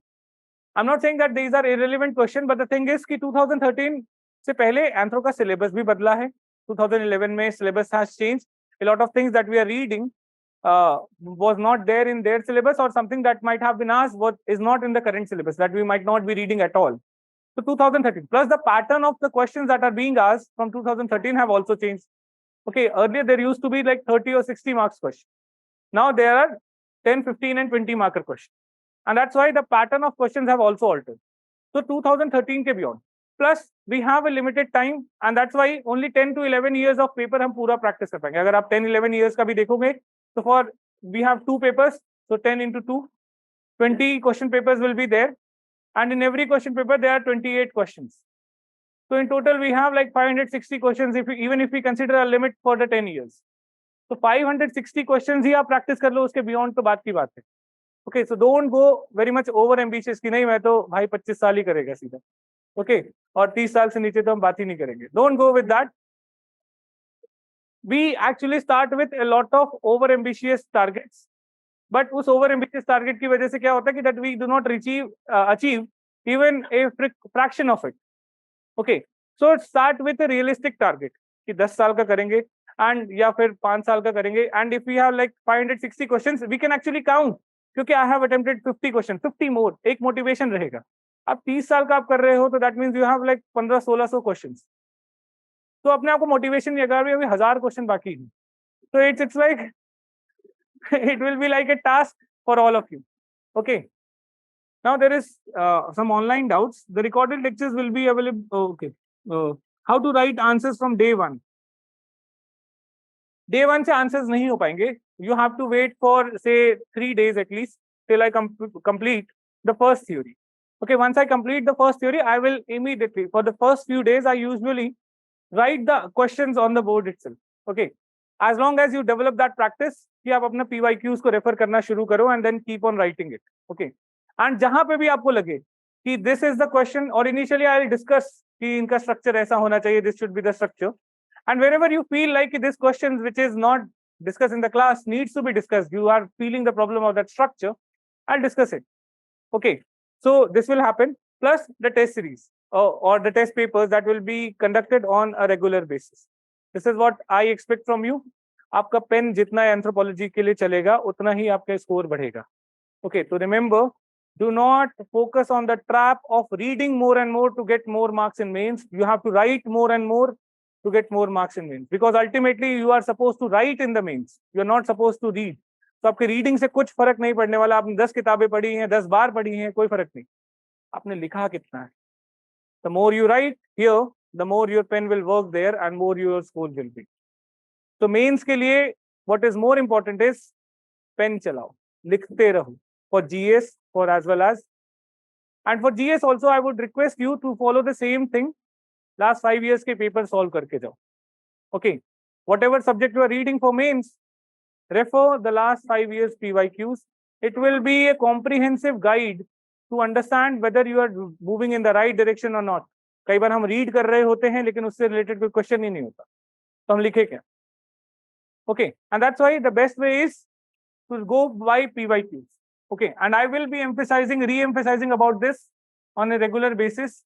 बातें बहुत repetitive होगी because the strategy won't change. I'm telling you my case. I have written 14, 15, 16, 17 चारों साल मैंने mains लिखा. Okay, every time I understood the code to crack prelims, but it took me 2 years to understand how to crack mains. Okay, and वही होता था कि पढ़ के जाओ पर लिखा नहीं, पेपर कभी कंप्लीट नहीं होता था. I used to believe, or we used to believe, in the sanctity of UPSC, thinking that UPSC gives more marks to the quality of answers. आप एक दो छोड़ के भी आओगे, you will get good marks, but it's not the case. Ultimately, कौन आपकी copy evaluate करता है? The college professors, the same college from which you have come. They are not importing the professors from MIT or some Caltech. Okay, no. The same professors who are teaching in the universities are the ones who are evaluating your copies. Do you think that stepping into UPSC would change their mindset? No, same mindset होगा. Okay, कि page भरा है, headings हैं, underline किया है कि नहीं किया है. The same mindset. Okay, and nobody aspires to be a UPSC evaluator. Don't you think so? कि मैं PhD करके UPSC की कॉपी evaluate करूंगा. मतलब how much money do you think they would be getting for per copy? In my wild guess, it would be around 300 to 350 per copy. And minimum अगर आप एक copy को ठीक ठाक तरीके से भी चेक करते हो तो it takes you around 1 hour.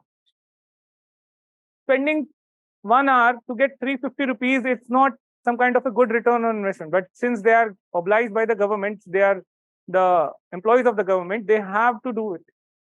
So trust me, your answers, आप बहुत ज्यादा एक्स्ट्राऑर्डिनरी कंटेंट लिख भी नहीं पाओ कि बहुत ज्यादा कुछ पढ़ लिया है एकदम टोडू स्कॉलर के बारे में या कुछ बहुत बड़ी बड़ी चीजें लिख ली, आप लिख भी नहीं पाओगे 2 पेज में. और उसको अगर वो क्लियरली दिखा नहीं जो वो देखना चाहता है, so he is not bothered to read your paper. Trust me. And that's why you will have to make your answers more presentable. Even if you're writing something very average, you should make it more presentable. And presentable में headings होनी चाहिए, underlinings होनी चाहिए, and page भरे होने चाहिए. Okay, because empty page means lack of content. It's a common psychological understanding. So that ways it's, और ये कभी UPSC ऑफिशियली डिक्लेयर भी नहीं करेगा. And मेरे केस में what I was telling you, 2014 and 15, I got in the first attempt 198 marks in Anthro and 202 marks in Anthro in 15. Okay, the only reason was I was not able to finish the paper. Okay, her paper में 50-50 number का छोड़ के आया. And then I realized कि आप और सिर्फ आप 50 नंबर का पेपर नहीं छोड़ते. Suppose if I leave 50 marks question, it's not only 50 marks that I have left. जो उससे पहले के 50 अटेम्प्ट किए हैं वो भी बहुत बकवास होंगे, because they were attempted in crisis of time. I had like 15 minutes or 20 minutes to attempt the last 50 marks also. So effectively what I have attempted is 150 marks of the paper. And अगर आप ऐसा कुछ कर रहे हो तो you are already out of the game. No matter how much knowledge you have, you are already out of the game. What I did was I practiced PYQs in 16 and 17. And my score directly jumped from 202 to 324 in 16. And 17 also 316. And my paper 1 score was 168. That is something I'm telling you, it's all no new knowledge, not a single word I added to my content. Okay, not drew much diagrams, nothing of that sort. मेरे diagrams अच्छे हैं ही नहीं. But what made my score jump was finishing the paper. And finishing the paper because I was seeing that 70% or 80% of the paper that I'm seeing in the mains is already, जिसके answers मेरे दिमाग में बने हुए हैं. The structures of that is already there in my mind. I could immediately recall it and write it down. Okay, and that's why PYQs अगर आप कर रहे हो 5 महीने तक, trust me, nobody can actually beat you in anthropology or in any subject अगर आप GS में भी PYQs करके जा रहे हैं. So here, this brings me to another topic that you will be asking कि सर और क्या पढ़ लें, आपके नोट्स के अलावा आप और कौन सी बुक्स पढ़ लें. Initially you might feel like कि 2-4 पेज ही तो पढ़ाए हैं, और पढ़ सकते हैं हम लोग, बहुत ज्यादा एंथुसियाज्म होता है. But by the end of my class you will be having around 7 to 8 registers of your notes, class notes only, plus around 2000 pages of handouts only. Okay, more than 2000 pages of handouts. The question immediately switches to और क्या पढ़ ले से, फिर जो आपने पढ़ा है उतना काफी है कि और कुछ देखने की जरूरत है. Okay, that will be the question that I am seeing this transition कि और क्या पढ़ ले से कि सर जितना आपने बताया उतना कर ले. So the focus is, since you have given me, you have posed a very good faith on me, trust me. Okay, once you are done with whatever is done in the class, then only look for, I am not saying कि आप और कुछ मत पढ़ो, आपकी जो इच्छा है वो पढ़ो. Okay, but the thing is, you first make sure whatever is dealt in the class, you are right, you are aware of it, you are actually thorough with it. अगर आपको जो क्लास में पढ़ाया गया वही याद नहीं है, वही नहीं लिख पा रहे हो, तो अब नई नई केस स्टडीज, नए नए एग्जांपल्स उठा के क्या करो. And it takes only a slight persuasion to actually distract you. आपका कोई दोस्त है, वो भी एंथ्रो पढ़ रहा है, मे बी वो सेल्फ स्टडी कर रहा होगा, मे बी वो किसी और के यहाँ पढ़ रहा होगा. You will always have the tendency to compare the notes. आप दिखाना चाहोगे कि you have made a better investment, he would show that he has made a better investment. Okay, don't go in that mode of comparison. उनके कोई भी teacher अच्छा बुरा नहीं है, but the focus is whatever the teacher is actually dealing in the class, you should be accepting it as your primary source. वही primary source होना चाहिए. जब तक आपके वो तैयार ना हो तब तक you should not look for any other sources. Okay, that should be your primary source. Don't go and become a content collector. You are here to become a district collector. Okay, so don't keep on compiling कि यहाँ से ये भी किताब पढ़ ली, उसका भी material ले लिया, ये भी ले लिया, वो भी ले लिया, और पढ़ा क्या है, कुछ नहीं, और जो इतने पैसे दिए वो भी नहीं पढ़ा. Because we have the tendency, कोई भी बस बोल दे यार इस बार के जो क्वेश्चन है वो वहां से आए नहीं, और आप वो पुराने सोर्स को छोड़ के नए पूरे सोर्स को पढ़ने लग जाओ. And you and up like कि ना ये अच्छे से आता है ना वो अच्छे से आता है.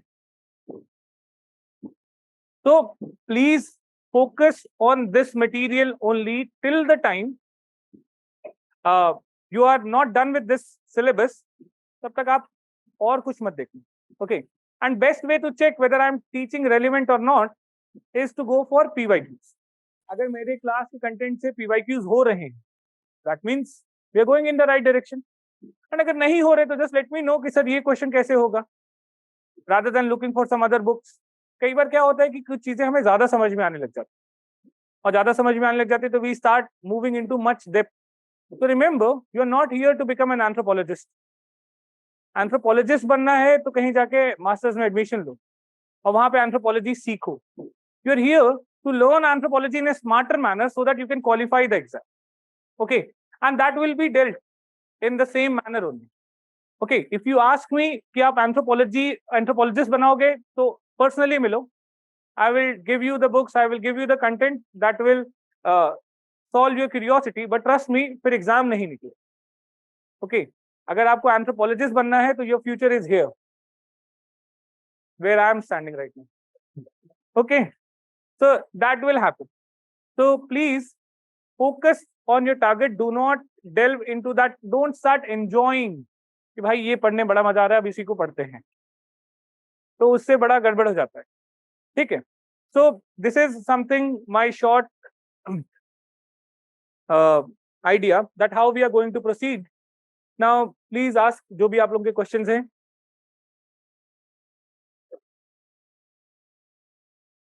कोई सवाल नहीं है? Yes. Yeah.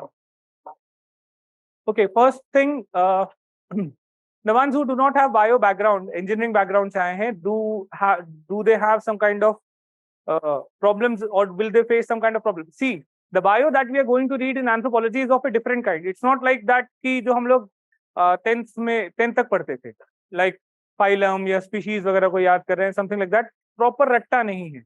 यहाँ पे the major part of the bio that we are going to read is genetics.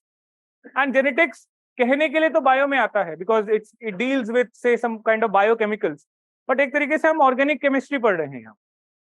Okay, there are some chemicals which are interacting with each other, जिसका एक chemical reaction हो रहा है. Okay, that is genetics. Okay, some kind of organic chemicals in our body which interact in such a manner that it produces some kind of chemicals like insulin, it produces some kind of chemicals like some hormones, ultimately. So genetics is not solely bio, it's like chemistry only. Okay, तो ये phobia आप हटा लो कि bio पढ़ रहे हैं. थोड़ा सा bio है, that is in fossils, but that is not that kind of deeper bio. Plus genetics वाला जो bio part है or whatever is there, it's there in your biotech part also, science and tech.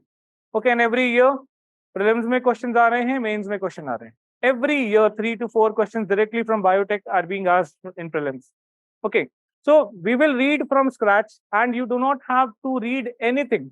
मतलब हम लोग एकदम cell biology से शुरू करेंगे कि ये सेल होता है, इसमें ये ऑर्गेनेल्स होते हैं, एंड वहां से शुरू करते करते we will build up the concept of DNA कैसे बनता है and all that stuff.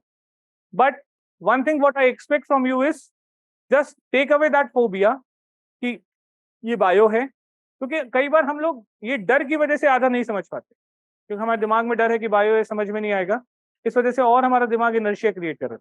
Just take away that phobia and understand with a very fresh mind. कहीं पे भी डाउट आएगा, I'll be more than happy to assist.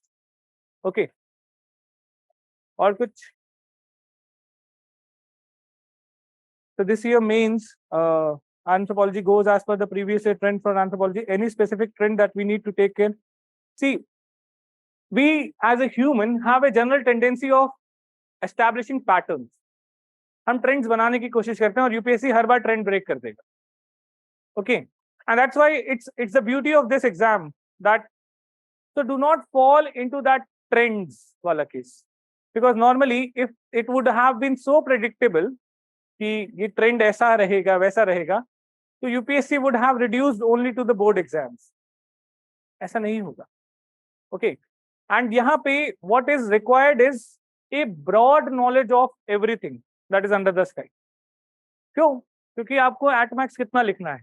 20 number का question आएगा, उसमें मैक्सिमम 300 वर्ड लिखने हैं. 10 marker 150 words and correspondingly 20 marker 300 word.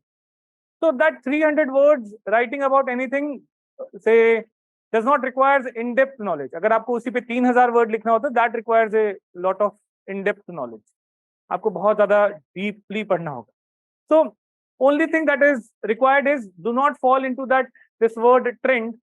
पहली बात तो ये ट्रेंड कौन बनाता है, कौन बता रहा है? ये मोस्टली चाय की टपरी पे ट्रेंड बनते हैं. Okay, trust me. वहीं पे चाय की टपरी में somebody, अरे ये पिछली बार पूछा था, मुझे लग रहा था आएगा. ओके, और such kind of trends are there discussed there only, and don't take it very seriously. Moreover, the people they will come up with some general trend based on a very limited sample size. कि अगर किसी के 4 दोस्त हैं, उसमें से 3 लोगों ने एंथ्रो लिया है और एक PSIR लिया है, तो they will say that कि एंथ्रो इस बार बहुत ज्यादा लोग ले रहे हैं, बुच्चर होगा. Okay, based on what? The 4 sample size that he had. But on the official statistics data, PSIR is the most taken optional, then comes geography, then comes sociology, and then comes anthropology. तो अभी तो anthro 4th में है. Still unnecessary चाय के टपरी के rumors are making you believe कि ऐसा कोई trend है, ऐसा कोई general idea है. Nothing of that sort exists. Okay, just do not fall into this idea of ये टेलीग्राम डिस्कशंस और चाय की टपरी वाले discussions, and do not kindly believe into any such kind of trends. You have to become aware of all the topics that are there in the syllabus, and that's it. And एक peripheral knowledge will be enough to answer such kind of questions जो भी पूछे जा रहे हैं. कोई भी ऐसा सवाल नहीं पूछा गया जो हम लोग एंथ्रोपोलॉजी की क्लास में डिस्कस नहीं करते. Okay, everything. Plus, if there would have been any question, definitely I would अब मैं अपने कोर्स में, अपने सिलेबस में वो इंक्लूड कर दूंगा। फिर भी every year there will be 1 or 2 questions that will come out of the box. Okay, हो सकता है वो सवाल आपको ना पता हो, आपने क्लास में डिस्कस ही ना किया, कोई फर्क नहीं पड़ता। The focus is not to put your energy and effort on that 2-3 questions that will come out of the box. हमारा एनर्जी वहीं पे लग जाता है। The focus is to concentrate on that 25 questions that will be covered in the class, क्योंकि selection आपको वो determine करेगा। वो 3 सवाल आपके सिलेक्शन या रिजेक्शन को डिटरमाइन नहीं करते। प्रीलिम्स में भी this happens every year. You see the prelims paper, 60 questions are directly from whatever you have read from the genuine sources, and 40 questions will be somewhat out of the, कुछ भी अतरंगी सवाल पूछ लेंगे। But what we do, we focus on this, ये कहाँ से पूछा गया। हमने विजन के करंट अफेयर्स पूछे पढ़े हैं और उसमें से नहीं पूछा गया। ये कोई मैसेच्यूसेट्स की करंट अफेयर्स की बुकलेट आती है, हम उसको पढ़ेंगे अब, क्योंकि वो सवाल वहां से पूछे। Okay, the focus is on this 40 questions. But what you should be worried about, do we know these 60 questions, which is coming from the genuine sources, direct? If you know these 60 questions, you don't have to worry about this 40. Because आप 60 भी attempt करके आते हो या say 70-80 भी attempt करके आते हो, you will end up getting around 100 plus. Even if you get say 60, आपने जो यहाँ से genuine आए हैं सब सही हो गए, and you attempt 30 wrong from this 40, सब के सब गलत हो गए, एक भी तुक्का सही नहीं लगा, still you will get 100 marks, isn't it? और आप देखो लास्ट 5 साल से 100 के आसपास कोई कट ऑफ ही नहीं गया। So the focus is this part. Always put your energy on something that is already known to you, that is coming from the genuine sources, rather than putting your energy जो unpredictable है। और plus आप इस बार कहीं से भी करके जाओगे, तो थोड़ी ना कि पिछली बार की तरह यूपीएससी वहीं से पूछे, तो you will never be able to guess precisely guess कि वो 40 क्वेश्चंस कहाँ से आ रहे हैं, and it will always be there. आपने एक बार किटकैट के रैपर से पूछा सवाल, आपने किटकैट खाना शुरू कर दिया, अब अगली बार सवाल तो नहीं आया, डायबिटीज अलग हो गई। So that's the case. So focus on, put your energy on this thing. And anthro में भी ऐसा होगा। Every year UPSC, actually UPSC deserves this, कि वो जिस लेवल का एग्जाम है, जिस लेवल की पोस्ट आपको दे रहा है वो, तो इतना तो उसके पास राइट है कि to play some kind of tricks to make the paper look difficult, but that 2-3-4 questions will never determine your success. The success will be determined by those 15-16 questions that is coming from the genuine sources, because वहां पे आपके answers compare होंगे। बाकी 3-4 question में तो सबने below average answers लिखे होंगे, वहां पे ऐसा कुछ नहीं होगा कि that will create a difference. But the thing is, if you are not attempting these 60 questions, तो आप ऑलरेडी गेम से बाहर हो। तो focus your energy at the right place, the place जहां पे रिटर्न ऑन इन्वेस्टमेंट बहुत सॉलिड होगा, rather than understanding the trends और कोई नए नए सोर्सेस को उठा के यहाँ से पढ़ना, और कोई सीक्रेट टिप्स जो टेलीग्राम पे किसी ने शेयर की है कि इस बार इस किताब से आएगा, मेरे को पता है, मेरे अंकल के चाचा कोई वहाँ यूपीएससी में काम करते हैं। तो सच kind of rumours, do not believe in it, never. Okay, और कुछ? What's the difference between the folk who scored 300 plus and someone who scored 250? More content, less practice, or as you said before, your content and more practice? As I tell, कि exam में, mains में, खास करके anthro में, there are 4 main aspects that will determine your score. First is content, but not only content. Second is presentation. Okay, आप किस तरीके से कंटेंट लिख रहे हो. Third is time management, and the fourth is choice of questions. ये चारों collectively आपका स्कोर डिटरमिन करेंगे, content, presentation, time management and choice of question. और पांचवा, एज यू कैन से, किस्मत. ठीक है, कि अगर ये चारों सही है, अगर फिर भी नंबर नहीं आया, तो फिर तो I am not the person to consult, फिर बाबा जी के पास जाओ. Okay, but rationally thinking 4 aspects. लेकिन हमारा फोकस कहाँ होता है मेंस में? सिर्फ इस पे, कंटेंट कैसे बना ले अपना. कि ये पढ़ ले वो पढ़ ले. Presentation, time management is something that we never focus upon.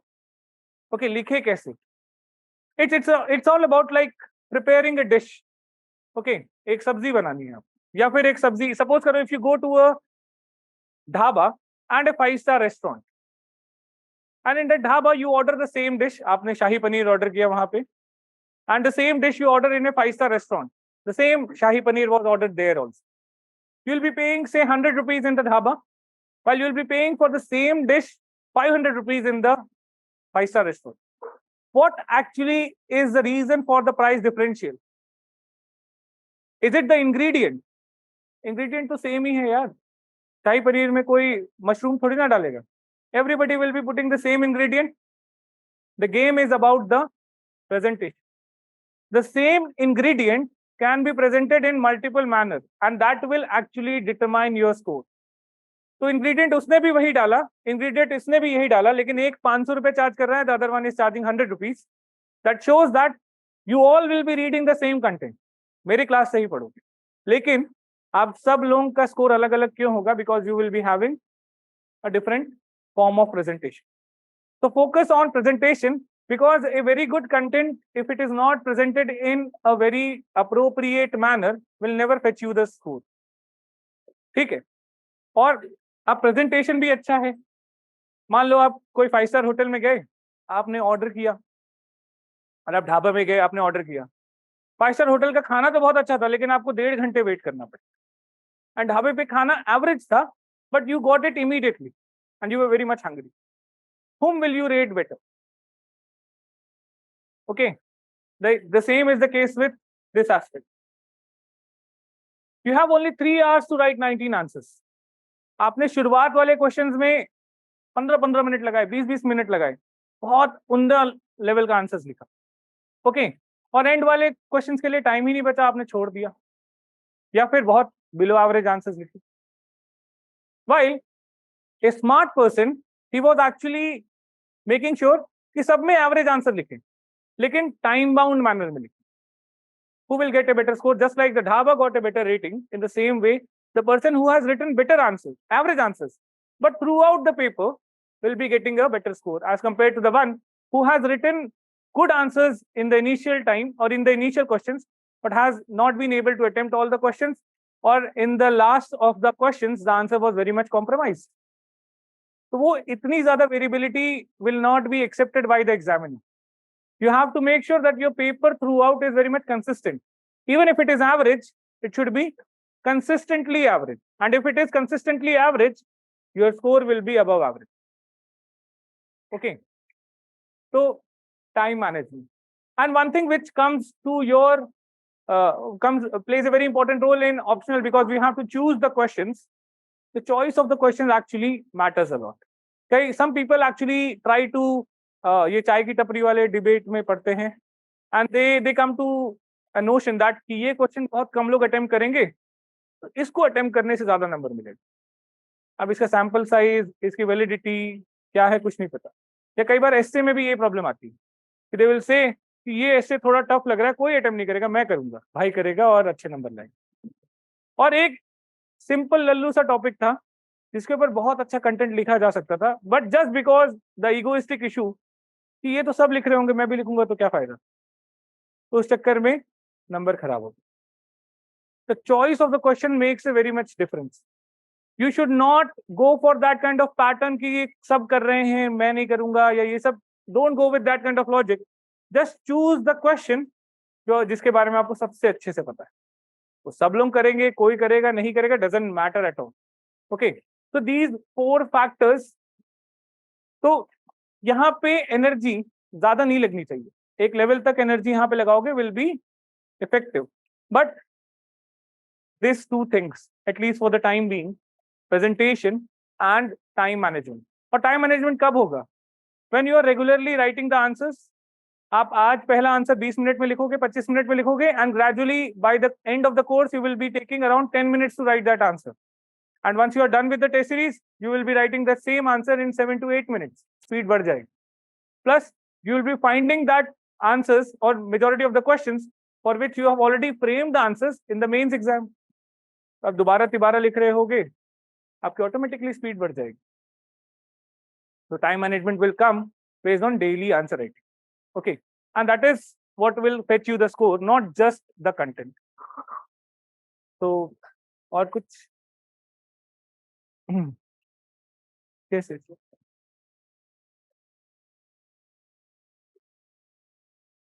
Okay, now talking about the current affairs. Yes, this is something. देखो, जब तक फरवरी तक पढ़ाऊंगा तब तक whatever is being discussed in the current time, I'll cover it all. Okay. अब current affairs में क्या होता है कि कई बार ट्राइबल्स के ऊपर कई सारी करंट अफेयर्स रिलेटेड इश्यूज आते रहते हैं, बट मोर और less if you see majority of the current affairs that is coming on tribals is of a similar kind. एक ही जैसी बात कर रहा है. उनके फॉरेस्ट राइट्स नहीं मिल रहे हैं, उनके से लैंड राइट्स छीन लिए गए हैं, उनको डिस्प्लेस कर दिया गया है, उनकी इकोनॉमिक कंडीशन बहुत पुअर है, वेरी सिवियर और something like that.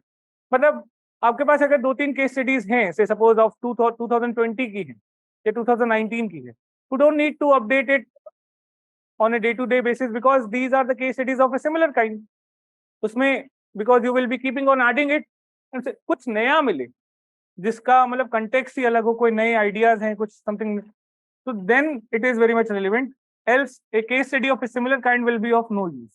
So not much of the current affairs is there. Plus आप मेरा टेलीग्राम चैनल है जो लेवल अप ऑफिशियल चैनल है, तो वहां पे यू कैन एक्चुअली फॉलो. जहां पे भी कुछ नया करंट अफेयर्स आता है तो आई डू पोस्ट इट. और खास करके आई मेक मेजर पोस्टिंग्स इन मार्च, अप्रैल, मई, जून, क्योंकि उस समय I don't have much classes and I just focus upon की जो भी उस समय कुछ ईपीडब्ल्यू आर्टिकल्स नए आए हैं, I will read it and share, और कुछ न्यूज आर्टिकल्स हैं, तो वहां से आपका काम चल जाएगा. Anything else?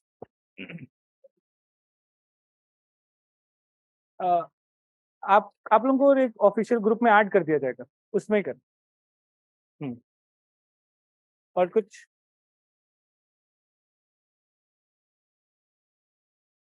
Will we be able to directly connect with you in person? Yes, definitely. I'm not भगवान थोड़ी ना हो कि खोजना पड़ेगा.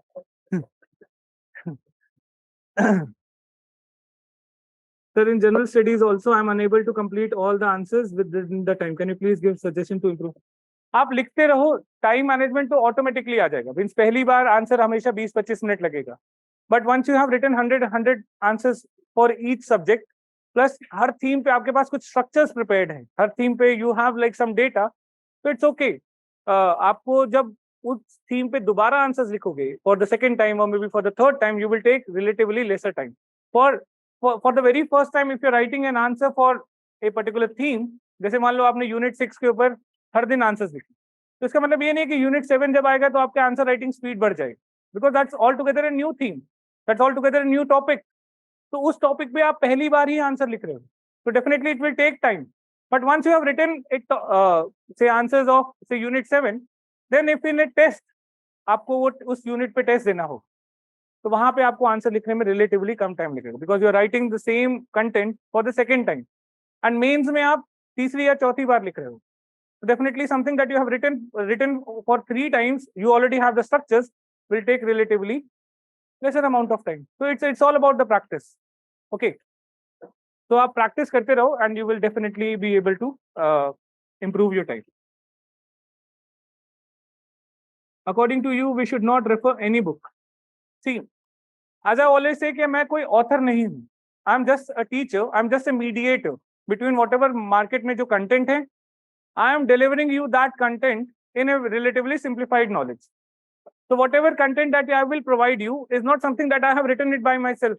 मैं कोई author या कोई anthropologist थोड़ी ना हूँ. तो मार्केट का जो भी कंटेंट है, जो अच्छा कंटेंट है किसी टॉपिक पे, that already will be there in your handouts. And you, it's like कि आप किसी भी सोर्स से कंपेयर करोगे, तो you will find that it is having the important information from all the sources available in the market, and that's why I'm saying that कि पहली priority should be to read whatever I am giving you. उसके बाद once you are done with it, you are having an extra time, then you can go for anything extra. I'm not saying कि आपको कोई book नहीं पढ़नी चाहिए, but the first priority should be to read the class notes as well as the handouts that I give. And उससे भी ज़्यादा अगर आपको select करना है तो class notes is the primary source.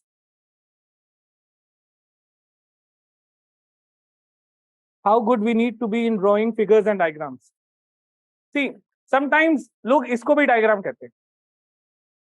Okay, this is not a diagram. अगर आप इसको डायग्राम कह रहे हो तो this is something that's a visual add.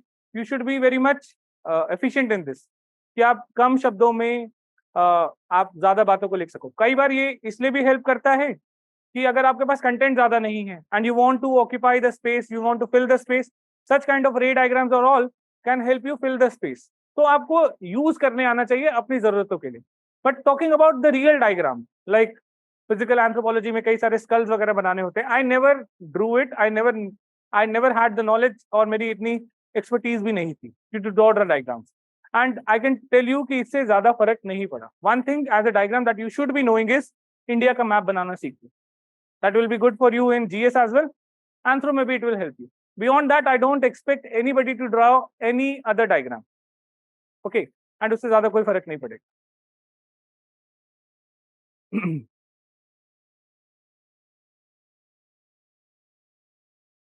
One more doubt I was hearing from one topper videos that everyone is using the same example at mains exam and we should try looking for new example, but the cost time benefit is less, I guess. Your take on this? The thing is, what you are asking is how to construct the 4th and 5th floor of the building. And I'm telling you ki at least reach till the 3rd floor. Okay, create that basement or strong foundation and 3 floors, and then you can think about that 4th and 5th floor. वो बोल रहे हैं कि topper same example use करते हैं. अरे यार, पहले सेम एग्जांपल तक तो पहुंचो.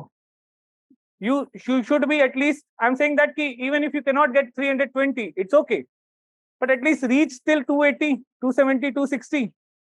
So the focus, I'm telling you, should not be on this 40. The focus should be on this. कि पहले 260-70 तक तो पहुंचे, फिर we can think about going beyond that 270, 280 की 300 कैसे लाएंगे. और पहले उस 20 नंबर पे एफर्ट लगा रहे हैं कि ये मान के कि 280 तो आ ही गए जैसे. That should not be the case. First, reach that stage and then focus upon that extra 20 or extra 30 marks. But be assured that minimum or worst scenario, I will get to it. But that will take some time. That will take some basic understanding of the subject. Okay, don't focus upon, आप unnecessary effort मत लगाने लग जाना अभी से कि नए नए एग्जाम्पल खोज रहे हैं और जो पढ़ाया गया वो तो गायब है, वो अच्छे से आता नहीं है. Okay. So I guess all the doubts taken up.